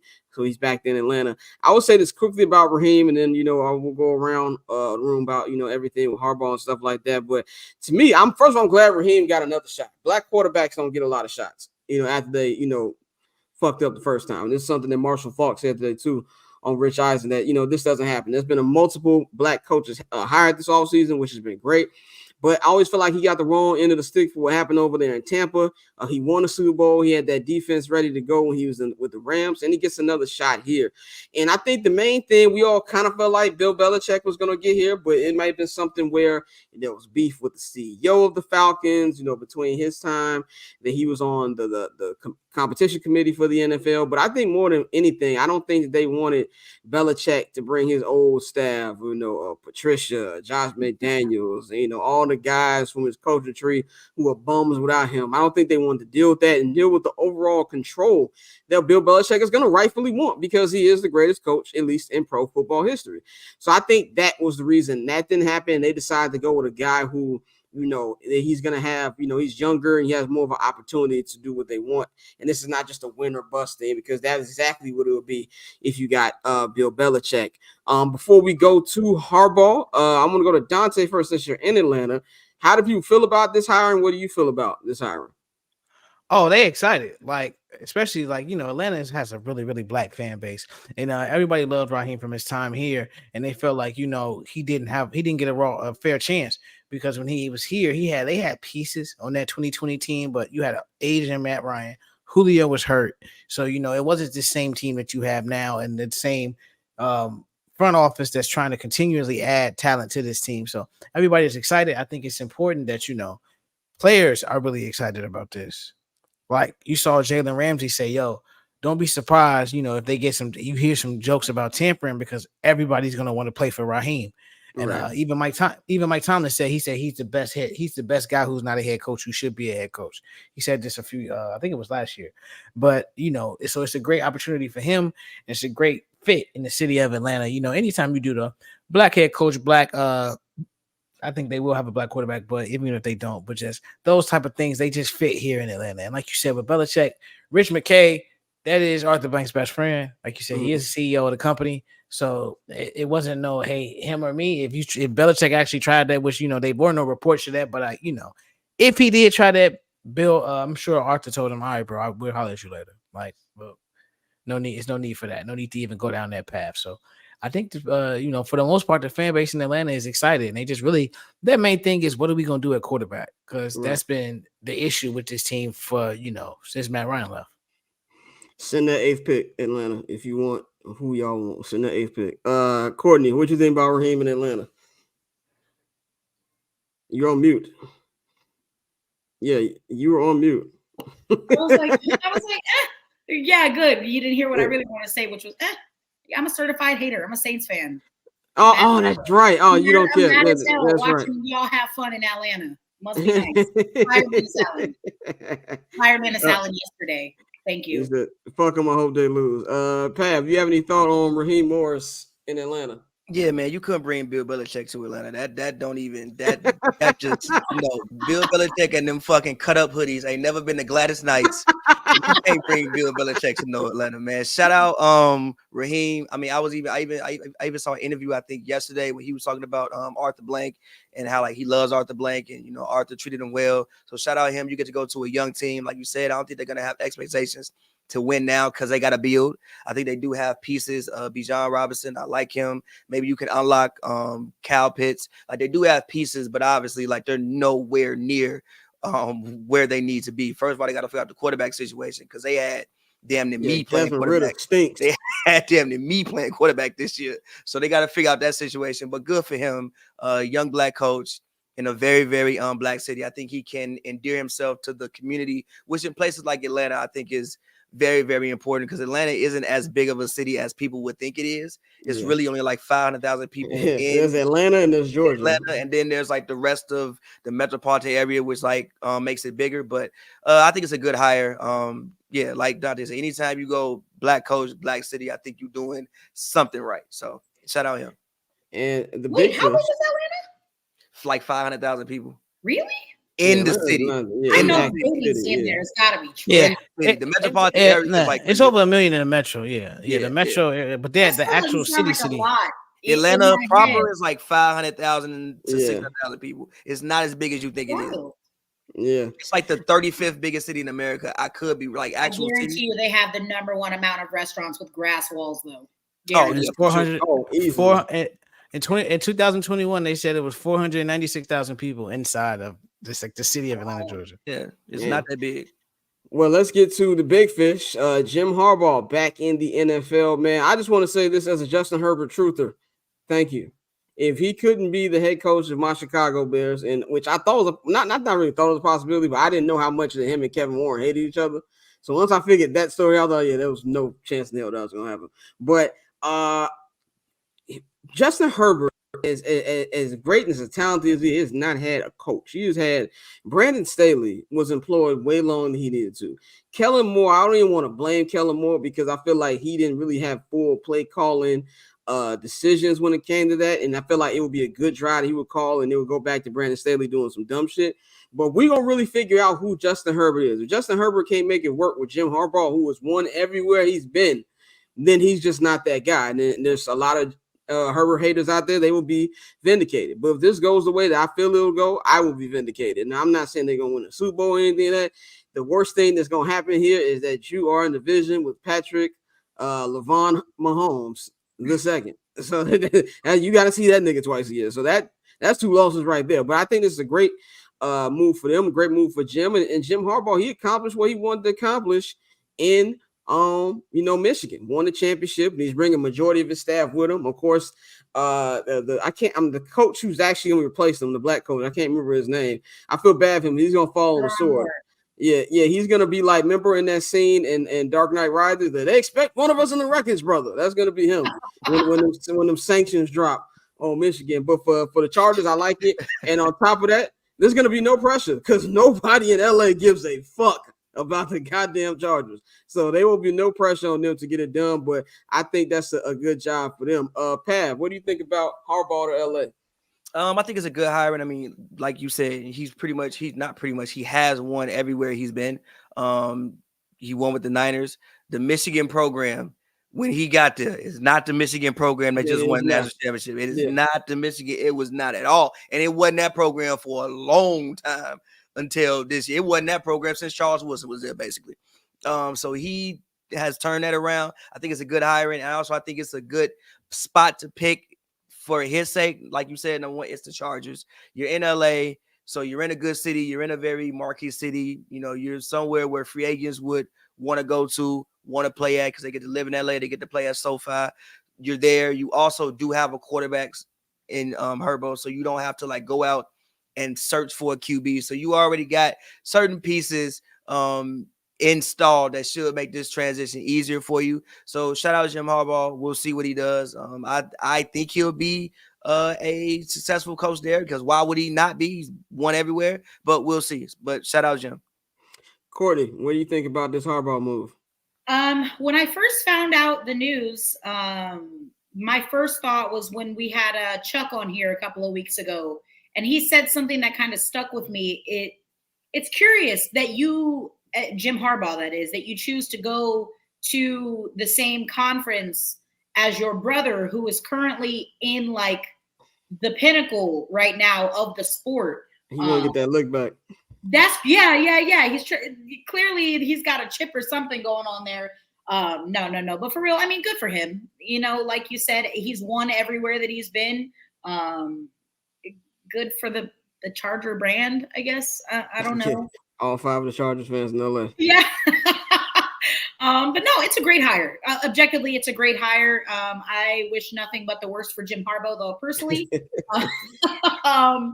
yeah, I wish them nothing but awful records moving. Awful things. Dante, what you think about this one? This is amazing for the Chargers. This is amazing for my season tickets. Yeah. So I fucking love it. I am very excited. I am extremely excited because one thing I know, he's gonna build a winner. That's what he does. He does it every way it goes. I think this is great for Justin Herbert. I think this is really gonna help his. I don't even want to say development because one thing we just need to see Justin win. We need to see him get to the he gotta playoffs. win. He's developed. He's gotta win. And that's more so the team. And that winning is a team sport. It means a team thing. And we talk about one of the quintessential team sports in football. Like it's 11 people on both sides of the ball. So like no matter how great you are, you need your team. So I think Harbaugh's gonna have that team together. They're gonna be a disciplined bunch. They're gonna be really exciting to watch, and I think that's going to be good, and it's going to help them in LA because they need that. Because if they're not winning, they're not going to, as we've seen, they're not going to garner any type of excitement being a mediocre middle of the road team, especially when you're sharing that building with the Rams, who have won a Super Bowl, and so you may not, ever shake that San Diego lower label, but if you want to, this is the guy to do it. So, I'm all for it. Like I said, he gonna do his thing. One quick topic, and then Courtney, we're gonna get you out of here. You gotta bounce. Baseball Hall of Fame got announced like a day or two ago. This year's inductees are Adrian Beltre, Joe Mauer. Fuck Joe Mauer. Just want to get that out there. And Todd Helton. Yeah, Joe Mauer. I need to run down the list of the mid-2000s Minnesota Twins. Yeah, I was nightmare. Fuck him and the HHH dome. Wait, but you're not a White Sox fan though. So I was confused on what he did to you. Yeah, beef still lives. Fuck him. Fuck Justin Morneau. Fuck the Denard Span. It's on spot on site with Denard Span, nigga. Johan Santana. Motherfucking who's they coach? Dante, their head coach with the fucking beard. What's that nigga name, man? Was Jim Leland? But not what Jim Leland. No, it wasn't Jim Leland. It was I don't remember the nigga name. But yeah, fuck all the mid-2000s Minnesota Twins. I just want to get that out there. We can take it back. Fuck Kirby Puckett. Congratulations, Joe Mauer. He said, you guilty by association, nigga. Fuck all the Twins, nigga. Fuck Carlos Correa. But anyway, so pretty much, man, what I just wanted to quickly talk about is the hypocrisy of the Baseball Hall of Fame. I think all three of these guys are deserving. No matter how I feel about Joe Mauer, I think he should be in the Hall of Fame. Adrian Beltre, obviously. But you got guys like Gary Sheffield who should be in the fucking Hall of Fame. And we can talk about how you feel about Gary Sheffield off field, whatever, but his numbers are Hall of Fame worthy. And if you want to, first of all, I think just steroids in general, they should all make it because you can give me steroids today. I'm not hitting the ball out the fucking park. You still have to go out there and put the numbers up. Should there be an asterisk on their their plate, the plaque, whatever? Maybe. Yeah, that's fine. But they should be in. But I think it's hypocrisy. You got a guy in Gary Sheffield who was alleged to take steroids. He's not in, but you got a guy like David Ortiz who actually found that he did take it and he's in. It's all about perception, and I think it's bullshit. Courtney, what do you think about this whole just how they vote? I feel like it's a never-ending debate that we have every year. But what do you feel about that? Well, for me, nothing is going to change until you change who was allowed to vote. That's the inherent problem with it. Also, I just find it so odd that the argument for excluding certain people is always the character argument, right? Because it doesn't matter what they did, in the game or outside of the game, right? Which is so funny to me because you have guys who were very likely racist. You got guys that were playing before color folks were even allowed to play baseball with them. You got Bud Selig in there who, was in charge during the steroid era, which is, again, so wild to me that the guy who led the charge is allowed to exist in that space, but none of the people who actually allowed for him to be there have access to that space. I just think it's all a crock of shit. And until we change who votes for the guys getting into the Hall of Fame, then nothing is going to change. Even if they have to go in with an asterisk, you cannot call it the Baseball Hall of Fame without having Barry Bonds, Billy Wagner, freaking Roger Clemens. You can't have the Baseball Hall of Fame without having the best baseball players of all time in it. It's not a real thing if you exclude certain people and include others. Yep. Dante, close out with this one, man. What do you think about this? This class was pretty weak. I think Adrian Beltre was, of course, he was well deserved. Hilton and Mauer, they're Ring of Honor, Hall of Very Good, but not Hall of Fame.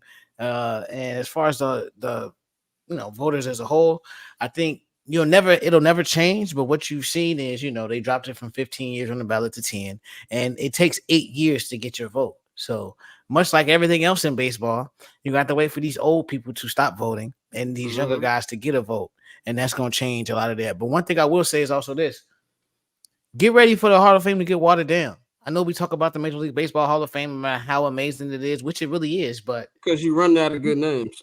No, not only running out of good names, the way the game is played now and how it's so micromanaged, we probably won't get another guy who gets 3,000 hits anytime soon. We probably won't get a guy who gets 300 wins damn near ever. Like CC, who's the last 300 game winner? Like we don't have too many guys that are close. Yeah, Verlander. I think Verlander is the active leader, and he's not gonna get 300 wins, bro. Don't get me wrong. Everything he's done is amazing, longevity. He's not getting 300 wins.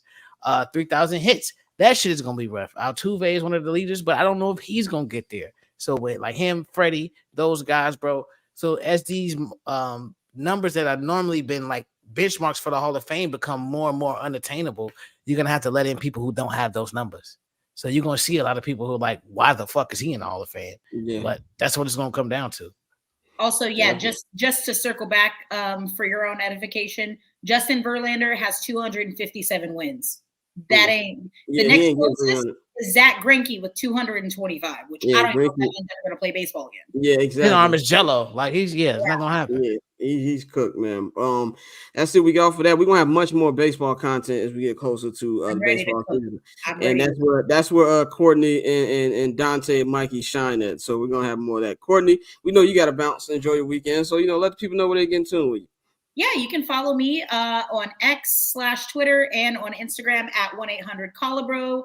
As always, don't nobody give a damn about the Detroit Lions. I wish you all a wonderful, safe weekend. Oh, and I do have some picks that I have been doing some research on myself. I've been monitoring the lines. So I'll be also contributing to our degenerate tendencies with some gambling picks. So definitely follow me, and I'll be posting those sometime tomorrow. Definitely get in tune with that. We will holler at you on Monday, Courtney.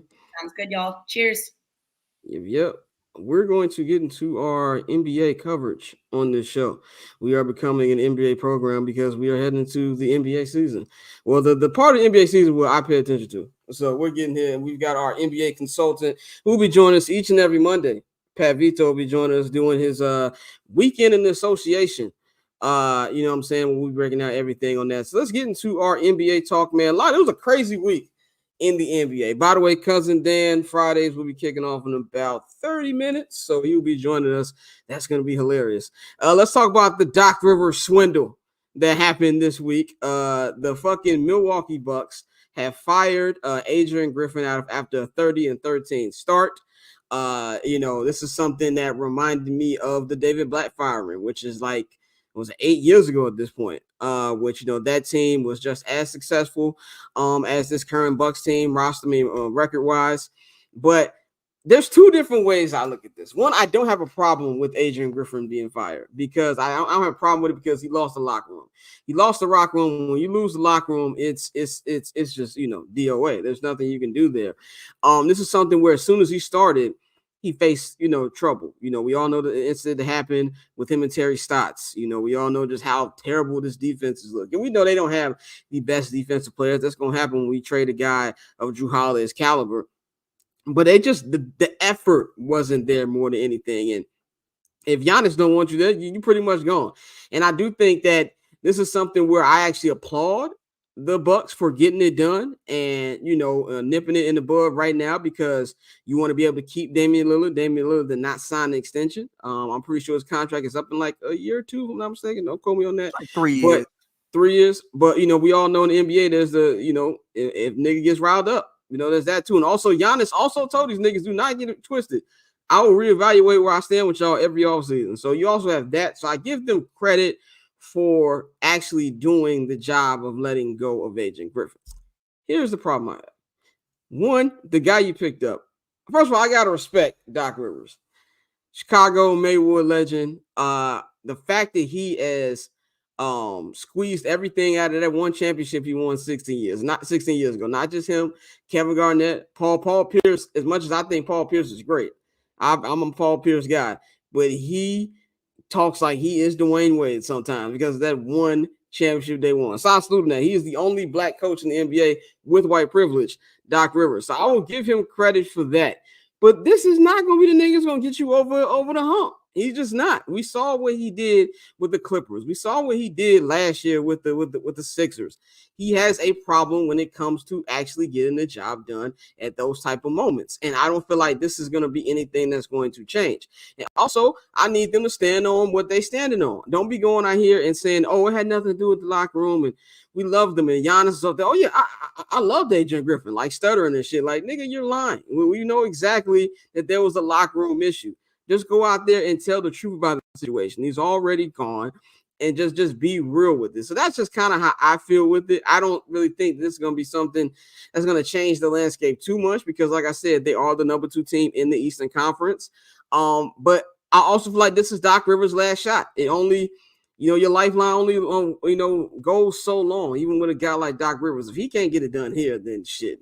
He might be back in the booth in like a couple years, but he has also his contract. He has a 4-season contract for $40 million for Doc Rivers. A good thing for NBA fans. We don't have to hear this nigga talk on ESPN anymore, which I thoroughly am going to enjoy. But Pav, what's your thought on, just Doc Rivers swindling another job and this whole move by the Bucks? My thought on this is, first and foremost, I feel bad for Adrian Griffin. I feel bad for Adrian Griffin because Adrian Griffin did not get a fair shot. Number one, Coach Bud shouldn't have been fired. That's first and foremost, Coach Bud. I think Coach Bud being fired was a gross overreaction to their loss in the first round. For one, the last time the Bucks had a healthy basketball team, they won a championship. If you look at every single year since they won the championship, the next year, Middleton get hurt against the Bulls. His knee, he sprains MCL, does whatever. Goes in the offseason, has surgery. He's not right the whole entire next year. He's not right.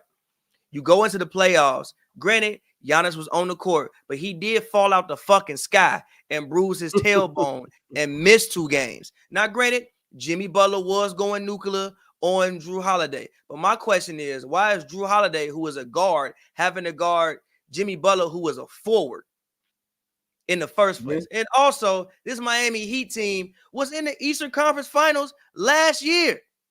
I know they had a down season, but that's the same team that went to the finals, the Eastern Conference Finals, the year before. Now, if you would have lost to the Bulls, fire everyone. You need to fire people, trade people. Everybody got to go because that shit happen. But this Miami Heat team, you got 2 All-Stars on the team. You got Kyle Lowry, maybe future Hall of Famer Kyle Lowry. You got Spoelstra. Like, this wasn't some terrible franchise. So I thought firing Bud in the first place was a gross overreaction. Then you bring in Adrian Griffin, who is a rookie coach. Yeah. He's never been a head coach before at any level. Literally, I'm on Wikipedia looking at it. Milwaukee Bucks assistant in 2010. Chicago Bulls assistant. Orlando Magic assistant. Oklahoma City Thunder assistant. Toronto Raptors assistant. At least with Nick Nurse, if I'm not mistaken, when the Raptors hired Nick Nurse, number one, didn't nobody on that team. Nick Nurse was who Giannis wanted. No, actually, no. Nick Nurse, no. Giannis didn't want Nick Nurse. Oh, that's what it was. Giannis didn't want Nick Nurse. Didn't want Nick Nurse, and then he signed off on Adrian Griffin. He didn't want Nick Nurse. But at least when Nick Nurse got hired by the Raptors, number one, the Raptors hadn't won a championship. So then none of them know what it feels like to win a ring. None of them know. And Nick Nurse had been a head coach before. At least he'd been a head coach at a certain level before. Adrian Griffin had never been a head coach. So you come into a situation with a team who won a championship with the same core still being there. It's not like they won a ring and then broke the whole. It's not like if you go and coach the Raptors where everybody who won that ring is gone. No, the same core. It was just 2 years ago. Like I know we like that. Like it was just 2 years ago. So he comes into this situation, and then Giannis wanted him, and I feel like Giannis never gave him the respect as a coach. Like I'm looking at timeouts, Giannis sitting on the damn scores table. What the fuck? Like literally, Adrian Griffin in the huddle. Like go back and watch the NCAA tournament. Adrian Griffin in the huddle trying to call a play. Giannis sitting on the scores table. Giannis checking himself back in games. What? You making the job hard for the man? Like he can't even now. Granted, I'm sure he was still learning, trying to figure it all out. The same way players need to develop, coaches need to develop too. Also, when he got signed, Drew Holiday was still on this basketball team. They hadn't made the Dame Lillard trade yet. So Giannis, you going up there complaining about the defense? Have you looked at the personnel? You got Dame Lillard and fucking Malik Beasley in your backcourt. Who are you gonna guard? Who are like? You gotta know more about basketball than me. You play it every day. Who are you about to guard? Brook Lopez, shout out Brook Lopez. I love Brook Lopez. That brother, 36 years old. He ain't got much longer to do this. Like, just look at the personnel that you actually have on the team. Like, and then the offense was still fine, but you mad about the defense, and it had only been a half a season. Now, granted, having said all of that, I do think he needed to be fired, because there was no possible way he was going to be able to garner the respect of that locker room. Like I said, he's a rookie head coach, and everybody there think they know more about basketball than he do because they just won a championship. At least with Doc Rivers. Doc Rivers we can say what we want to say about Doc Rivers. He's a Hall of Fame coach. I think he's third in wins all time. He has won a championship. Like he been milking that ring forever, but that ring is probably one of the more significant rings of the last 30 years. And I do think that ring put us into a new era of basketball, which is why it's so significant and talked about to this day. But he's done all that. And again, no matter what you want to say, you may say he don't finish the job, but at least Doc Rivers always has teams that are in contention. You ain't gonna never see a Doc Rivers team that at least ain't contending. Now, they may fuck it all up, but at least they're going there and they are contending. I don't think he's going to come in there and like do something more magical than what Adrian Griffin did. I think the main thing he'll do is respect. I guarantee you Giannis ain't going to check himself back in no games with Doc on the sideline. That shit not going to happen. I bet Giannis ain't going to be sitting on the scores table with Doc on the sidelines. That shit ain't going to happen. So I think that's the main thing that he will do. So from that standpoint, I like the hiring. I don't think he's gonna come in there and do some incredible scheme wise, because like what you really gonna do? I mean, I guess maybe you go back to the drop coverage thing, the way that they were playing defense before. They did switch the defensive tendencies a little bit, but at the same time, you probably lost the best defensive player, so you probably got to do that. But I guess all that being said, I like the hiring. I just think that Doc will bring a certain level of respect to the locker room that Adrian Griffin just wasn't able to bring.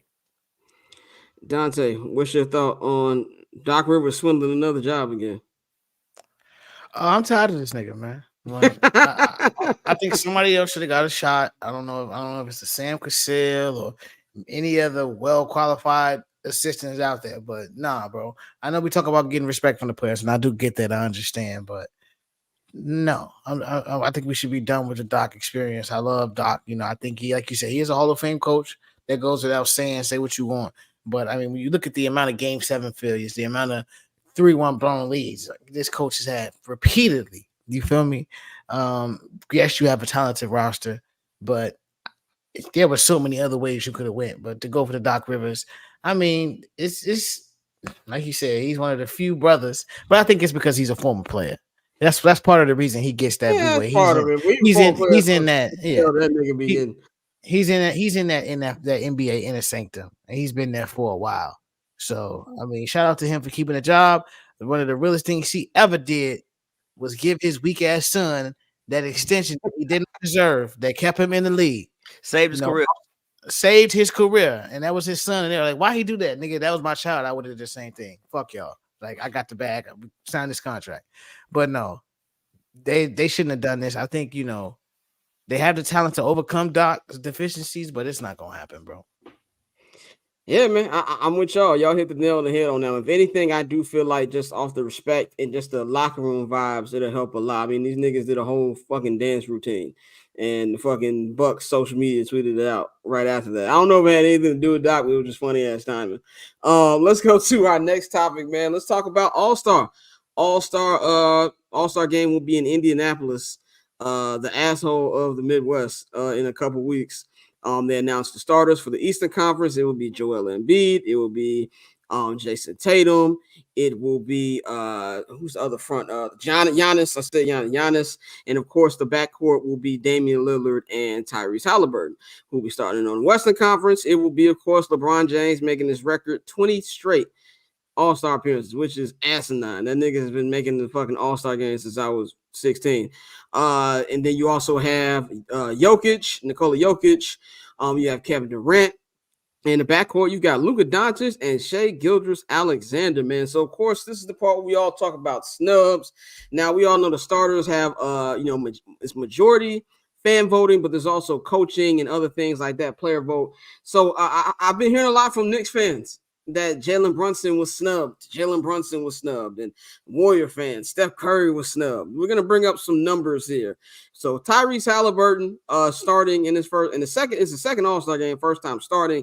He is averaging 23.6 points per game, 12.6 assists, which is the leading number one in assists in the NBA, and he's shooting 49.6 from the field. And the Pacers are the 6th seed right now. Damian Lillard's 25.3 points per game, 6 assists per game. He's shooting 42.6 field goal percentage. And Jalen Brunson is 26.5 points per game, 6.4 assists, and he's shooting 47.8 from the field. And the Knicks are the 4th team in the Eastern Conference standings. On the West, Shai Gilgeous-Alexander is averaging 31.1 points per game. He also leads the NBA with the most 30-point games by anybody currently in the league. He has 5.6 rebounds a game, 6.4 assists, and he's shooting 54.6 from the field this season. He has the Thunder as the number 2 seed in the West. Steph Curry, 26.8 points per game, 4.2 rebounds, 4.9 assists. He's shooting 44.8% from the field.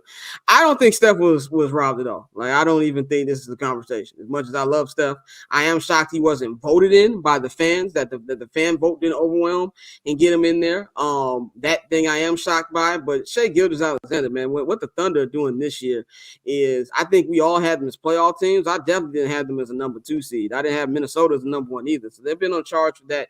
Shai has been one of the best young players in the league for the last couple of years now, but now that is matching with wins on the court. And he's shooting 54% from the field. I mean, you can't argue that with 31 points per game. So I don't think that is a conversation at all. I think Shai 100% deserves that, and I'm not even going to bring up Luka. Obviously, Luka should be starting there. But the East is a little bit more dicey to me, man. I'm not going to sit up here and say that Jalen Brunson was robbed or snubbed, but I do think I would have rather seen him there than Damian Lillard. I think he's having a better season than Damian Lillard.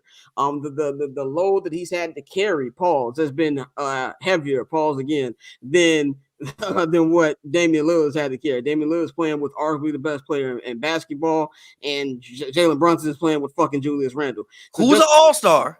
But he's Julius Randle, man. Like, come on, dog. Like, he's Julius Randle. We all know that Julius Randle's a tweak. I don't fall for these little regular season barrages. We're gonna be saying they need to get rid of that nigga in the playoffs. We all know that's gonna happen.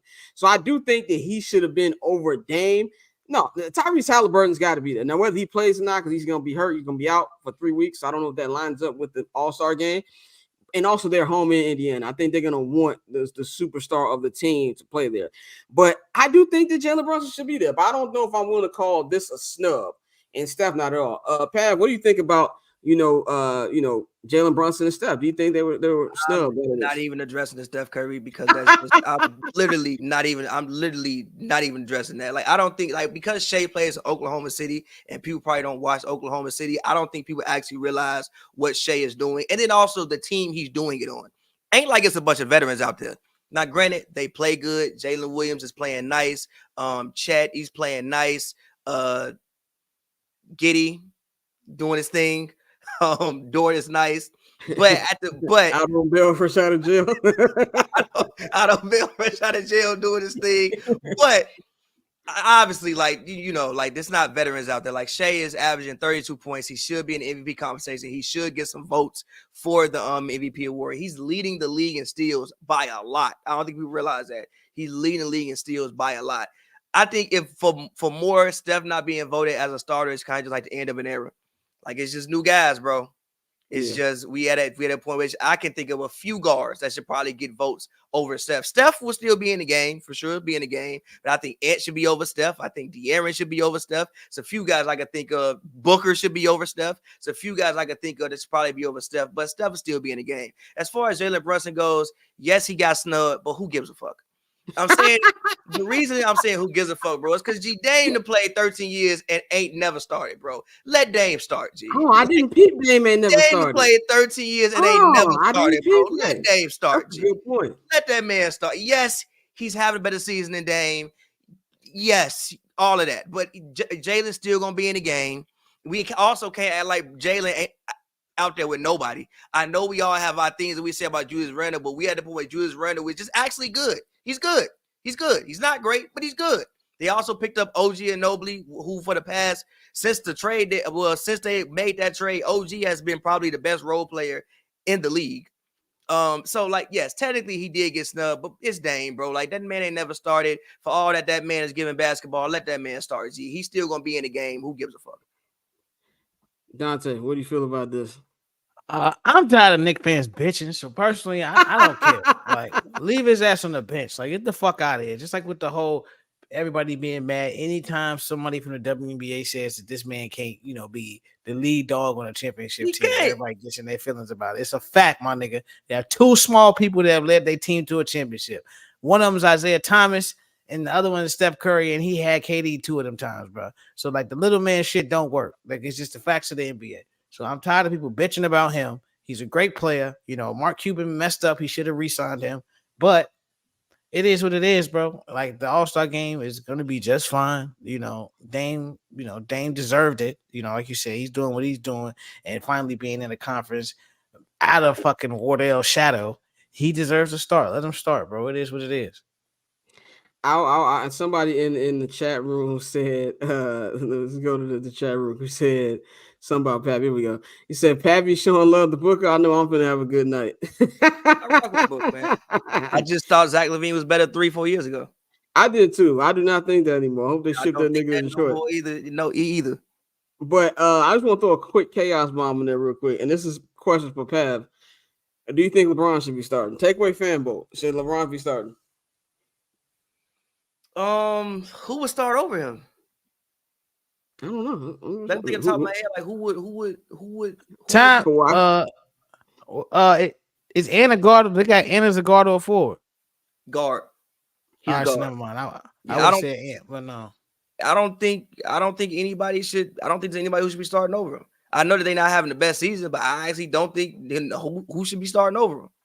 You don't think Kawhi should be starting over? They having a better year. He been hooping. Yes. I do think Kawhi Leonard is having a better season than LeBron James. But when you do the naked eye test with the numbers, like LeBron is still giving you 26, 8, and 8. Like LeBron he's a stat merchant. He know how to put up numbers at this point. Like he know how to the man been playing 21 years. He know how to get 20 points. He know how to get 8 boards. He know how to get 8 assists. But yes, if there's anybody who should be starting, it's Kawhi Leonard. But it's an all-star game. Kawhi gonna be out there doing post phase, G. We don't want to we don't want to see that shit, G. At least LeBron gonna do a cool dunk or two. Like, yeah. That's how I feel about Jalen Brunson. Like at least Dan gonna be shooting from half court. Yeah, at least he gonna shoot from half court. Brunson gonna be out there running pick and roll. We don't want to see that shit, G. We 5 minutes away from Cousin Dan, so I just want to talk about state of LA. Actually, Lakers. No, save that shit. I'm gonna wait. I'm gonna wait till Dan come on. We gonna save so we can lie. So we can come on this podcast, look us in our eyes, and lie. Save that.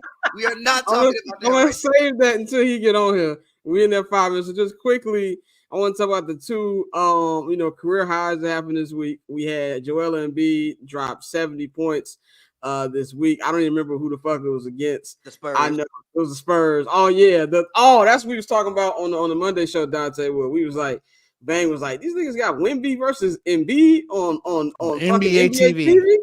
On NBA TV, what are we doing, Adam Silver? But he scored 70. Cat had 62 in a loss to, was it Charlotte? I think it was Charlotte they lost to. And got benched at the end of the game too. And got benched. And then Chris Finch went up there and was like, that was some of the worst basketball I've ever seen in my life. It was the worst basketball I've seen in my life. And Anthony Edwards was like, yeah, we played soft today. So my question here is, I look at it like this. I saw these scoring, and I saw even with Embiid, it was on the 18th anniversary of Kobe's 81. And it's just something to me where, because the game is so offensive now, I don't look at those the same. I didn't look at these performances, and mainly Cat, because them niggas lost, and think, oh, this is NBA history. Now, Pat, am I just being an old head about this, or what is your take on the two scoring barrages that happened this week? Nah, I mean, this is gonna sound insane, but even like 20 points ain't what it was 30 years ago. 30 points ain't what it was 30 years, 40 points, 50 points, 60. Donovan Mitchell scored 70 last year. He scored 60 and a half. People just actually just score more points. Like the game is more offensive. It's more possessions in a game now than what it was 30 years ago. It doesn't make it not incredible. I mean, somebody just scored 70 points. Like that's still incredible, but it's not like scoring. But it's not like when Mike scored 69 points against Cleveland in 1990. Like it's not the same, but I mean, it's still incredible. I mean, cat shit was disgusting though. Like the reason why cat shit was disgusting because there was a point in time in which they were clearly just trying to force feed him the ball so he could score more points, and then they lost the game. So cat shit was disgusting. Cat shit should be deleted. But Embiid, I mean, he got it in the Florida game. Like it wasn't a super blowout, so there was reason for him to be in the game.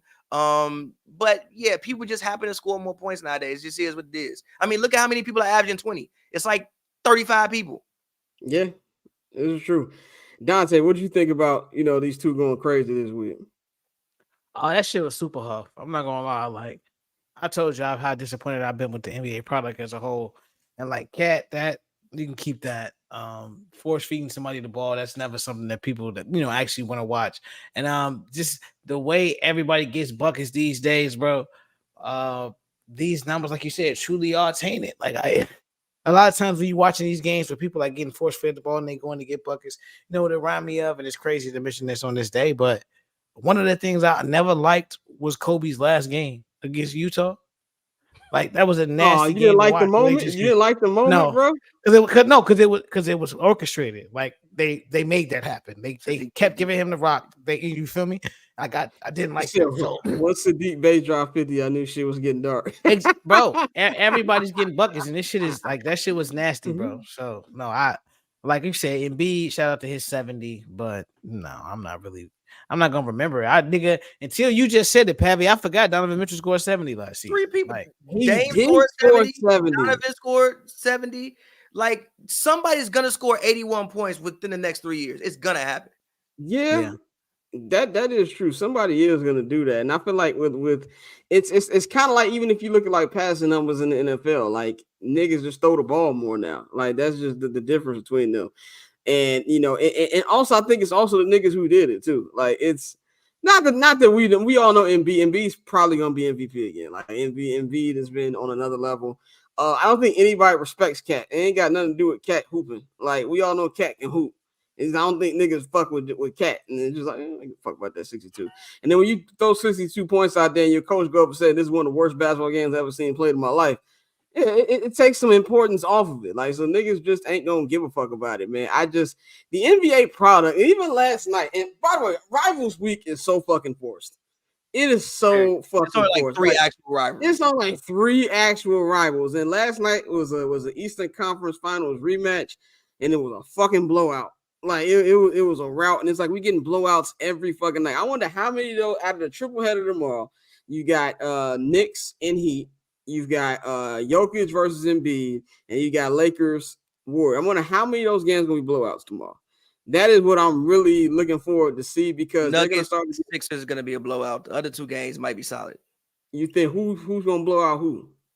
Probably the Sixers, but that's if Embiid play. I know like Embiid had like a knee issue against the Pacers, but probably the Sixers. Jokic wins the matchup. Well, no, Embiid wins the matchup against Jokic pretty much every time they play. But I think Jokic is a better team player, but Embiid gonna go out there and get like fucking 50. And we are now here for the moment of truth that everybody has been waiting for. We can get that graphic up real quick. It is Cousin Dan Fridays, which everybody looks forward to on this show, man. This some real. You never seen that artwork? No, this Yeah, is that is. Oh, that's a real picture. We've got Dan here. Dan, what's going on, cuzzo? What's up? What's up, cuz? What's going on, everybody? What's going on, What's up, Pat? Dan? Happy What's up, Friday. Dan? Happy How you feeling, Friday. Dan? What you call me? How you feeling, Dan? How you feeling? I'm good, man. You know, You I don't mess with the ops like that. Too much. Okay, okay, I'm good, man. okay. I just want to let you know that we had a topic on here. We were going to talk about the state of Los Angeles basketball. And Pavy said, and I quote, "No, wait till this nigga come on the show so he can look at our eyes and lie." And I feel like it's a perfect tie-in to your first topic. So we're going to talk about the state of Los Angeles hoops. So let's first go with the Los Angeles Lakers. I think that's the team that people give a fuck about. Most nobody gives a fuck about the Clippers, really. So we're going to go with the Lakers. The Lakers right now are tied are the 10th seed in the NBA right now. I don't have the exact record, but I know the niggas is like 2 games under 500. They had a win last night, blowout win over the Chicago Bulls. It said by 10, but that was not what the score really was last night. They kicked the shit out of them. But you got them right now. LeBron James has only missed 3 games. Anthony Davis has only missed 5. And their record right here is they're the 9th seed. My correction. 9th seed, tied for 9th seed. 23-23, so at 500. I'm going to go to Pat first. About Dan. You want to go Dan? Okay, Dan. Let's go Dan first. Dan, what do you think is the problem with this team? They have the exact same record they had this time last year. Are you worried? Do you think there's any differences compared to last season? Yeah, all right. So, I mean, this brings me into my first topic, which is fire Darvin Ham. So, man, it's with the Lakers, you know, we obviously always we keep the lights on in the building at ESPN, us and the Cowboys, right? So obviously it's always a lot of scrutiny, right? But just disregarding all that shit and just looking at the actual team itself, man, and the product on the floor, I don't see much wrong with the players. It's the fucking lineups, bro. He's not setting players up for success. He fucking benched D'Lo, which at the time D'Lo was playing like shit, but it's like you're not putting him in the correct situations. You put him in the correct situations, and this motherfucker trade deadline D'Lo is greater than Michael Jordan, bro.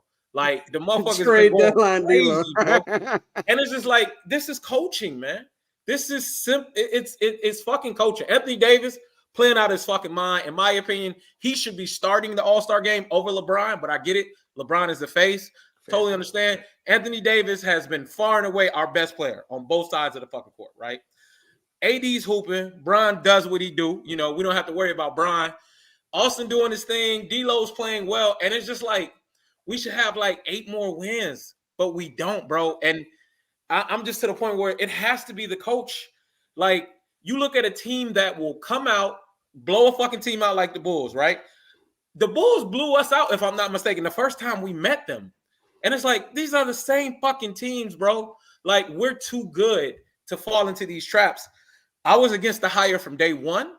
I think he's always been the problem. Now, outside of fucking Russ was just terrible. Outside of that, man, like, he's been the problem. I didn't think this was a job to learn on the fly, which is what he's fucking doing. He just keeps his hands in his pockets the whole fucking time, man. And this motherfucker with that knot on his head sometimes makes me feel like whoever put the hit out on his ass in Detroit would have finished the job. I'm just going to leave it at that and pass it to the op. Who made you go that first? I have a question. I know we're not using beating the Bulls as a barometer for how good Not at all. I know we're not doing that Not today. at all. Not at all. No, okay. Now, look, I do think, okay. Yes, Darvin Ham has his faults. Obviously, another guy who's a rookie head coach. Yes, he's learning the job. He is having his faults. But everybody we talking about now, granted, also he was a guy who didn't play. He just now finally played the lineup from the Western Conference Finals. From the Western, which I think was a complete admiration anyway. But that's a whole other topic for a whole other day. They wouldn't have beat Memphis if Memphis had centers. All of their centers was dead, but it's fine. Then how do you expect being Golden State, the fucking NBA champions? Listen, Golden State, fine, fair, good matchup. They wouldn't have beat Memphis if Memphis had centers, but that's a whole other conversation. Then when they finally played a good team, they got smoked. What the fuck is Jaren Jackson Jr.? He gets 4 rebounds a fucking game. Steven Adams don't move the needle. Steven Adams, Brandon Clark, they had fucking Xavier Tillman guarding Anthony Davis for 6 games straight. But that's whole they had the defensive player of the year on him, and he got cooked. That's what happened. He finally played the roster. But in my opinion, look at the fucking pieces. You signed players on minimums. Taurean Prince is a minimum player. Cam Reddish ain't found a spot in the league yet. Look at the roster for what the roster is doing. TP's been. Do you watch the Lakers? Yes, I live in LA. I see them all the time. Okay, no, I'm not talking about seeing them on fucking graffiti. Do you watch the Lakers? I just saw the motherfuckers 4 days ago in real life. Okay, so TP's been wishy-washy. Cam Reddish is great on defense, bro. It is not like you can't look. We will beat a fucking team like we just. What should they? Can I finish? Beat? Okay, go ahead. Who did they beat? Nick, we beat your beloved Clippers. Who should they beat? We beat the. Who should they be? Who should they be? How good should they be? It's the weak ass teams that we just come out flat for, bro. It's coaching. We beat the Thunder. We beat teams like the Thunder. We beat teams like the Wolves. You know what I'm saying? And then it's just like we'll come out against a team like fucking Utah and just there's no effort. They come out flat, and it's just like, bro, this is coaching. At this point, it's not coaching. You can't tell me it's just the personnel. Okay. Gee, I love LeBron James to death. He's 39 years old. Fan, he bro. can't do this. Who's they playing way better basketball than the fucking Lakers? You're basically trying to sell Dan. Look at me. Look at me. To a black teenager Dan, right now, bro. Look at me. You're an op, bro. Why would I believe on the fucking Clippers? Look at me. The Clippers are the better team than the Lakers. All bias aside, the Clippers are the better team than the Lakers. All bias aside, they are. Okay, so what?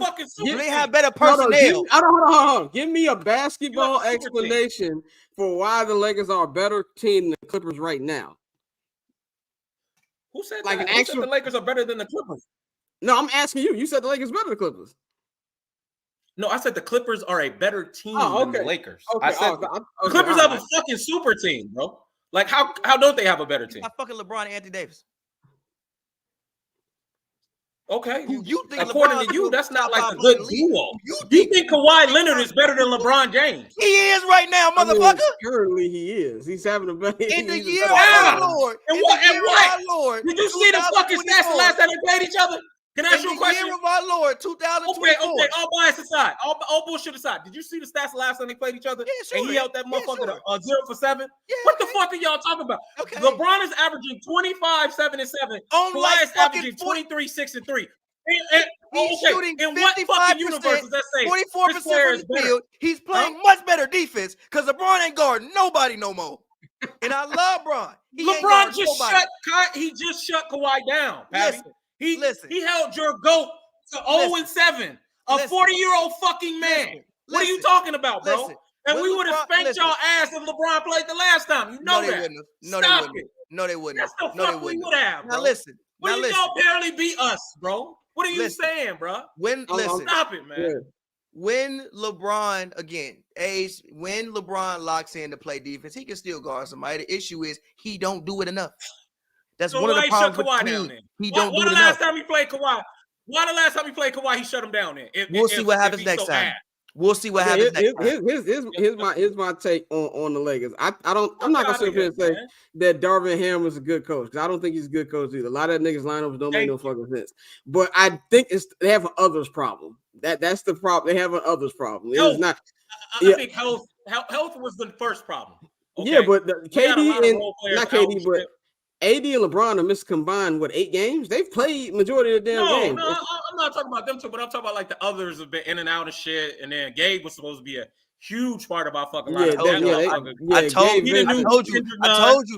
you that shit wasn't gonna work. Pat Riley let a nigga walk. Yeah, but he also was shooting like 2001 AI in the playoffs last year. Like, he was going crazy. He wasn't gonna do that. We don't know what he did. The motherfucker only played like 4 games. We don't know what he's gonna be for the Lakers. Well, I think it's gonna be a judging another thing. But this is the thing I'm saying. Like, to me, it looks number one. I think the biggest issue is Austin Reeves ain't what he was last year. Like, is Austin Reeves? He's not that good. If Austin Reeves played for the Orlando Magic, ain't no way he getting that money. No, of course not. He's not. Because he wouldn't have been on the playoffs to even get that fucking money. He averaged like 18 points a game. You're lying. You are absolutely lying. He's not better than Jalen Suggs. He ain't better than Franz Wagner. He ain't better than Wendell Carter. You two work for the fucking Clippers. Why would I listen to you? Lying. You are lying. You're not working for the Clippers. You're selling the policeman's ball to a black teenager right now, bro. I don't give a fuck about what the ops got to say. Y'all are ops. You are lying. You're a liar. All right, why would Austin Reeves average 18 in Orlando? Because he get more looks, man. He get more. He get more looks. He's gonna make them. I don't know why y'all think Austin Reeves is ass, bro. I don't think Austin Reeves. I don't know why you don't like. He was gonna be an all-star this year. This nigga was he was playing like the Holy Ghost in the playoffs, so he dropped a little bit, and I think that has something to do with it. Torian Prince. I think it has a lot to do with like the lineups and. That's not starting him to start the year out. I'm not saying that. And then mention him and then bringing him back. But you know, I'm not saying. Here's also the question that I feel like Laker fans really got asked them. What do you expect them to do this year? Do I think that they're going to miss the playoffs? No. If you put them in the first round series against the Thunder or the Wolves, I'm taking the Lakers just off experience alone. They can beat the Suns and the Clippers, and they can beat the fucking Clippers. I think if Clippers are healthy, they are a nightmare matchup for them motherfuckers. I don't know about nightmare. I think there's always the biggest issue with the Clippers to me has always been health. Now they got James Harden and Russ on that bench. Yeah, but James, y'all gonna choke Russ that has been playing well.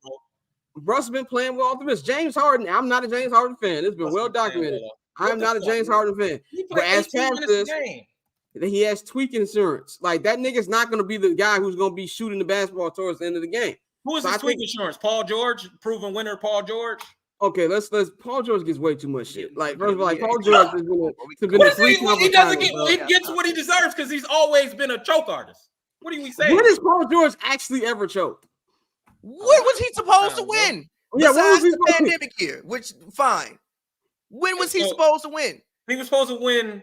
Let y'all tell it during the fucking easiest, most non-stressful, purest form of basketball we've ever seen. I said, and then when they lost, all of a sudden the bubble didn't matter. But it's okay. That motherfucker was up 20, hitting fucking the side of the backboard to close out a fat Slovenian, and goddamn it, Jamal Murray. Stop it, man. Stop acting like this motherfucker don't choke, bro.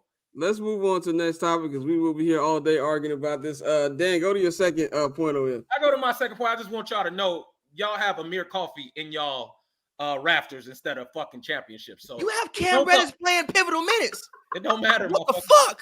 Y'all hang players instead of championships.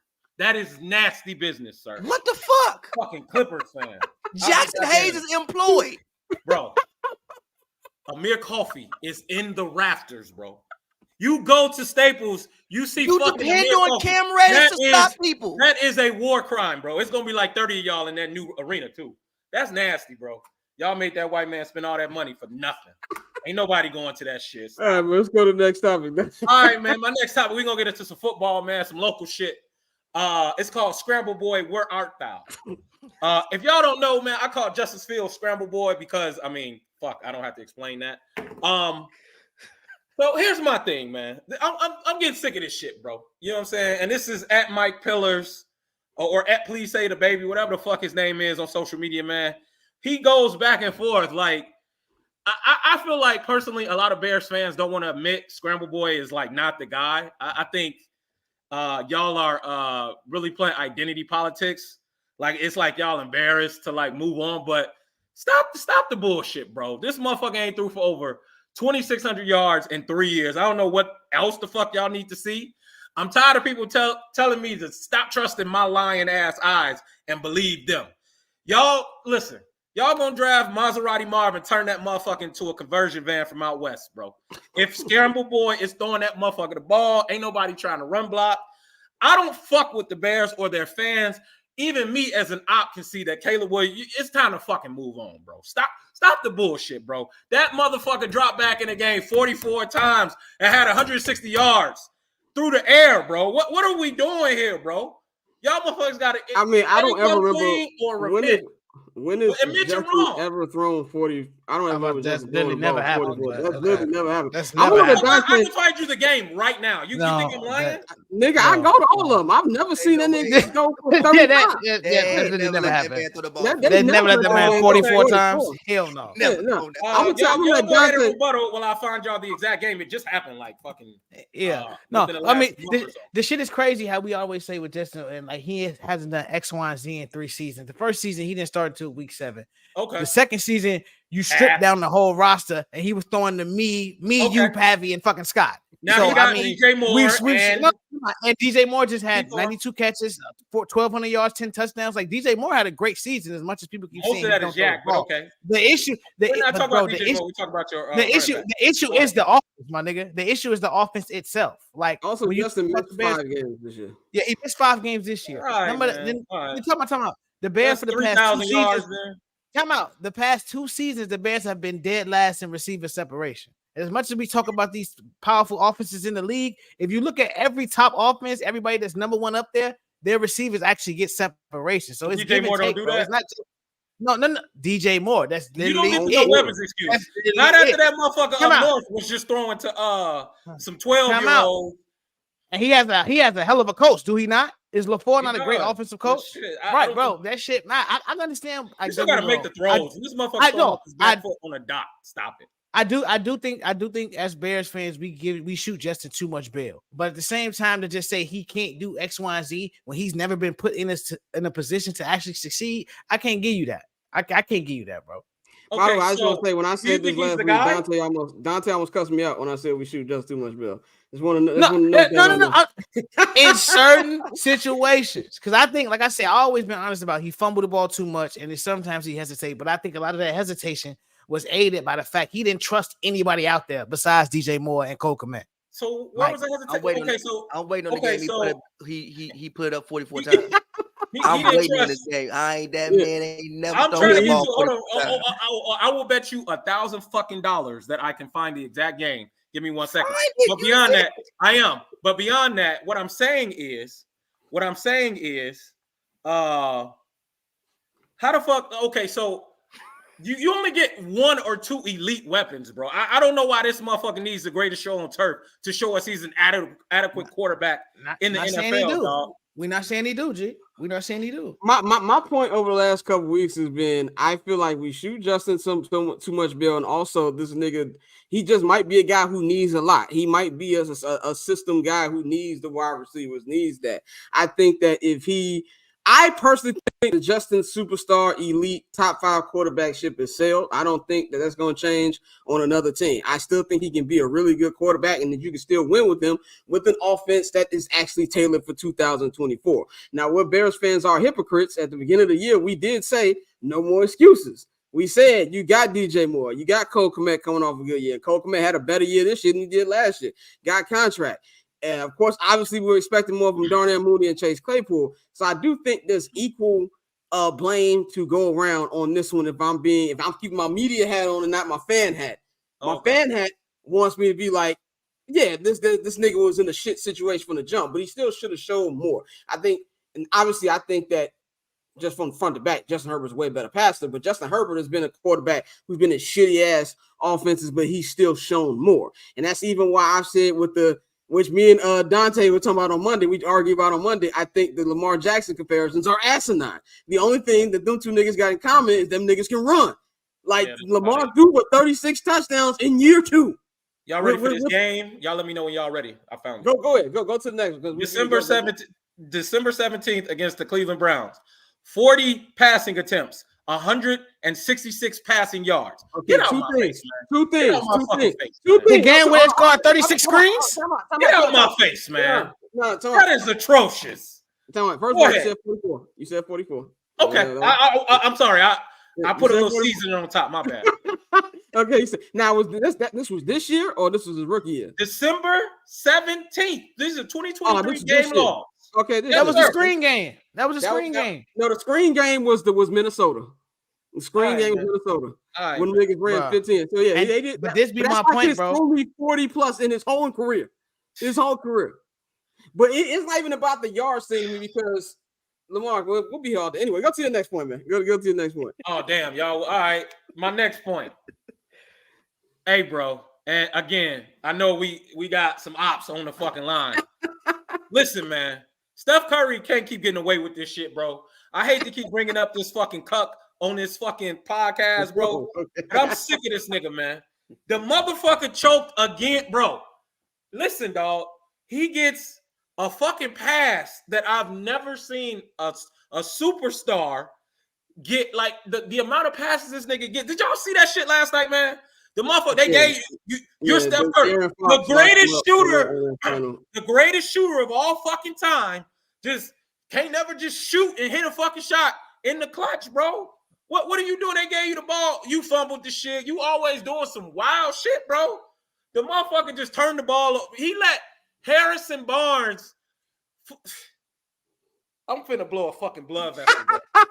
Listen to me, man. He can't keep getting away with this shit, dog. Like, stop putting him in conversations with the greats and all this bullshit, bro. Magic Johnson got a motherfucking highlight reel of his game winners. This nigga's best highlights come when they up 15. That's when he started shimmying and shit. So the nigga did a shot, a go-ahead shot. Was it against the Pistons? A go-ahead shot against the Pistons, and they lost the fucking game, bro. You shimmy. I'm sick of this shit, bro. Hold him accountable. Y'all are Steph stands. Hold him accountable, bro. There's a couple things. One, Steph has a decent amount of regular season game winners. Show me. Number two, we're just going to completely act like 2022 NBA Finals didn't happen? The what? The 2022 NBA Finals. We bodied them niggas. When he played fucking Lucky Charm, goddamn it, Dale Ellis in the finals? Lucky Charm, Dale Ellis is crazy. Is that what you're talking about? Charm, Dale Ellis. He just told me it was a fucking anomaly that the Lakers, because they ain't had no motherfucking centers. The whole West was dead, okay? King Von, a.k.a. Ja Morant, left in the middle of the fucking series to go pop a Kia. You know what I'm saying? He said he got hurt. That nigga was out with the Kia boys and shit. He said, fuck basketball right now. Okay. Then the Suns are supposed to be that they choke. So we gonna go there. If you really want to go to 22, we can. But don't sit here and tell me the Lakers made it to the Western Conference Final on an anomaly. Because that motherfucking chip was sus as fuck, bro. The Clippers died. The Lakers died. Any one of them teams probably would have clapped them niggas. But go on. And then number two, I think you want him to get the same shit that people give LeBron, right? When LeBron misses a game winner. No, give him the same shit that people give fucking, I don't know, man. Joe Johnson or something. Anything, bro. Y'all don't even talk about the shit, bro.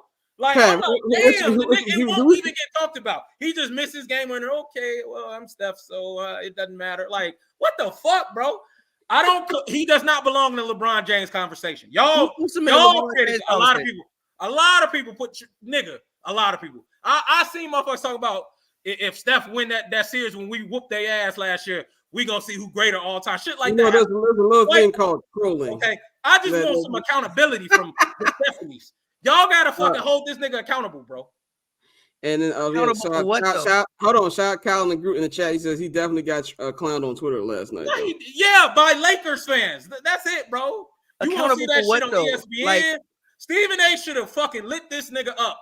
He ain't do what he do. He talk about LeBron, Lakers, Cowboys. That's what keep the lights on. But like, why though? Like, okay. Because you can't sit here and tell me the greatest shooter of all time, as y'all motherfuckers say, he can't give me no game winners, bro. First and foremost, he got tweaks in the clutch. Do you know he has a consistent? This is not the first time he's done that this year, bro. Yeah, this is not the first time he choked in the clutch. He is a habitual clutch choker, my nigga. First, that's a stretch. Go ahead, pal. First and foremost, your name is Robert Knox. Shut the fuck up, bro. First and foremost, last night they ran up the court. He got doubled. He actually should have swung it to Draymond, but his probably mind went, I can't swing this shit to Draymond. Yes, he lost the ball. The Warriors have been playing this season, but like what slander? But what slander do you want the man to get? He a all of it, nigga. All of it. What is he supposed to like? What are we saying here, bro? What is he supposed to get, bro? Can I ask you a question, man? If that's Paul George, okay, PG And that shit hasn't done happened. as much in the You league finna as see- Steph Curry has, bro. You're gonna see the pandemic P drop. You're gonna see all of that shit, bro. This nigga Number Steph one- consistently gets away with it, dog. Number one, PG hasn't done as much in the league as Steph Curry has. That's number one. And then And number you know, two, and you prove my point. And he will catch more slander for that, okay? Because motherfuckers slander the shit out of Paul George. yeah, because he hasn't done because he makes himself very slanderable. Because I he mean, hasn't done shit, yeah, enough. I get it. He hasn't fucking like went and got like KD and had another fucking Hall of Famer on the roster as well. I get it. Steph has 4 championships. You don't need to remind me about them shits. What I'm saying is hold him accountable. If he's the fucking best player in the world, bro. Nobody I'm said sorry, he's the greatest shooter player. of all time. We not can. the best in the world. We are on a Greatest shooter of all time. Fucking, that's why Shea Gilgeous-Alexander hold that nigga, dropped the motherfucking IG disc post, and took his starting spot in the fucking All-Star game, nigga. Robert man. Knox. That's what the fuck happened. The greatest Go to- shooter of all time can't start over a 40-year-old man or a teenager. How about that? Go to your final point, man. My final fucking point. The Lions and Chiefs are going to the Super Bowl. I don't give a fuck. Kiss my ass. I get it. They both the underdogs. Debo Samuel's got to play, or that motherfucker Brock Purdy. He almost got his Chiefs clapped without one of his 5 all fucking pros on his team. If Debo don't play that game, I don't give a fuck. Debo could play. The Lions winning that fucking game, bro. And I don't believe in Kodak Jack. I think Pat Mahomes is going to clap him. I get it. I'm on the side of the Swifties. And I don't give a fuck. Y'all acting like, you know what I'm saying? Like, the Bills are just supposed to demolish the Chiefs and all this shit, bro.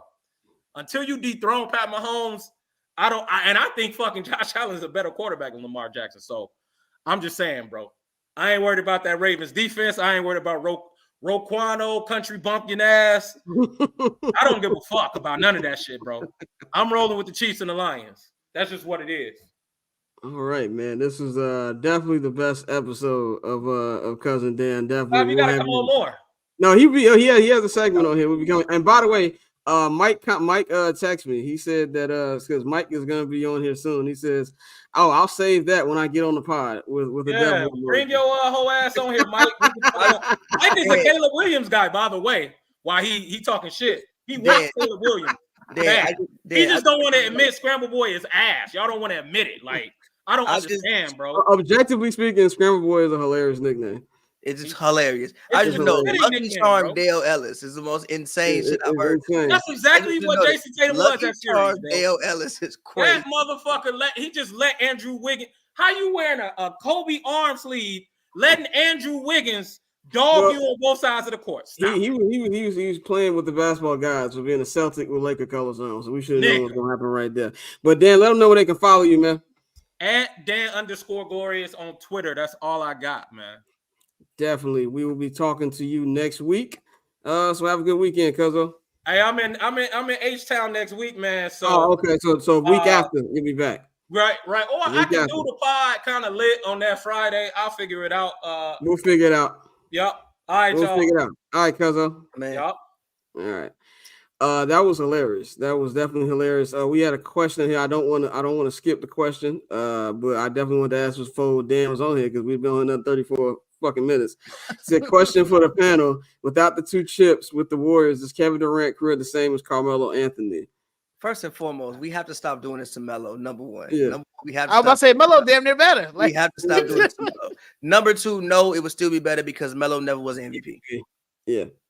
And he still went to a finals even without the Golden State Warriors. So So shout out for the question. I didn't want to ignore your question, but I know my cousin, and we'd have been here for another 45 minutes if I'd have asked that while he was on here. Man, fuck this nigga Kevin Durant. But let's go to my goofy mug of the week, man.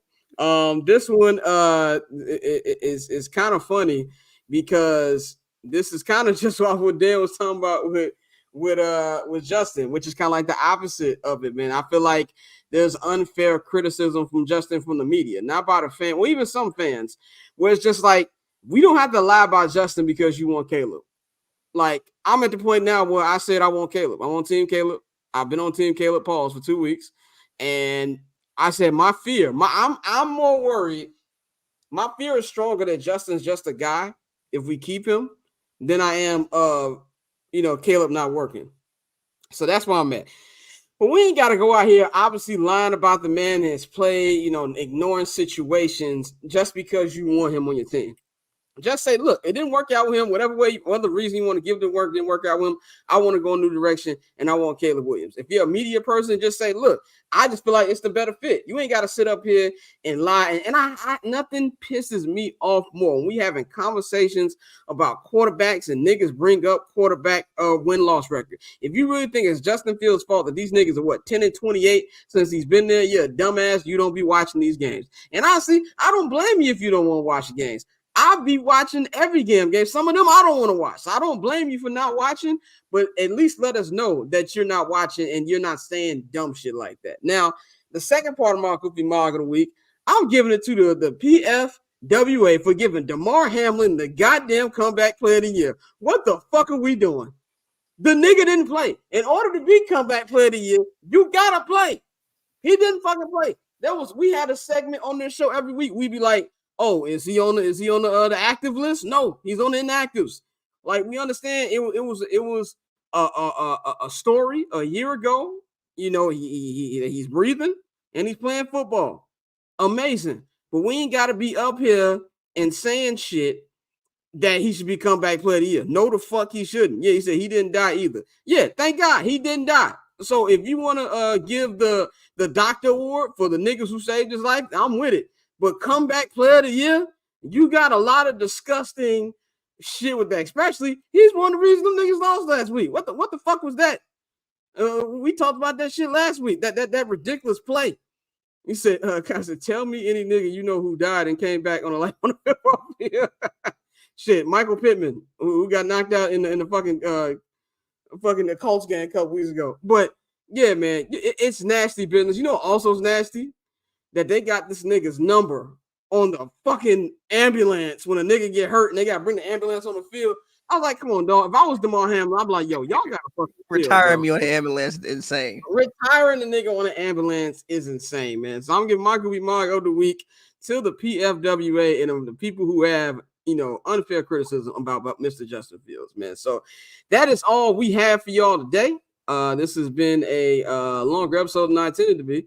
But also that is because Cousin Dan went full Cousin Dan. And that's why I'm glad we had Pavy on here, because Pavy was the one who could bring it out of him. So definitely, enjoyed that. Pav, thank you for joining us. You will be back on Monday for your first segment, Weekend in the Association. Glad to have you part of the weekly rotation on here. And we have another announcement next Friday for another segment, and we're going to announce our first sponsor, our first partner in the brand. So that'll be announced next Friday. Look out for that. Me and Dante are about to do I'm Not Gonna Hold You Overtime. We can pull up on the screen what we're about to talk about in the second hour. And if you haven't subscribed, $5 holla on I'm Not Gonna Hold You Patreon. We're gonna be talking about what should the Bears do with the number 9 draft pick. We keep hearing about what should be Caleb or should it be Justin. We're ignoring the fact these niggas got 2 top 10 draft picks. What should they do at number 9? We're going to talk about that. We're going to talk about these rumors about Zach LaVine. Could it be heading to Detroit? What could be coming back to the Bulls for that? Is there going to be a reunion between DeMar DeRozan and Kyle Lowry?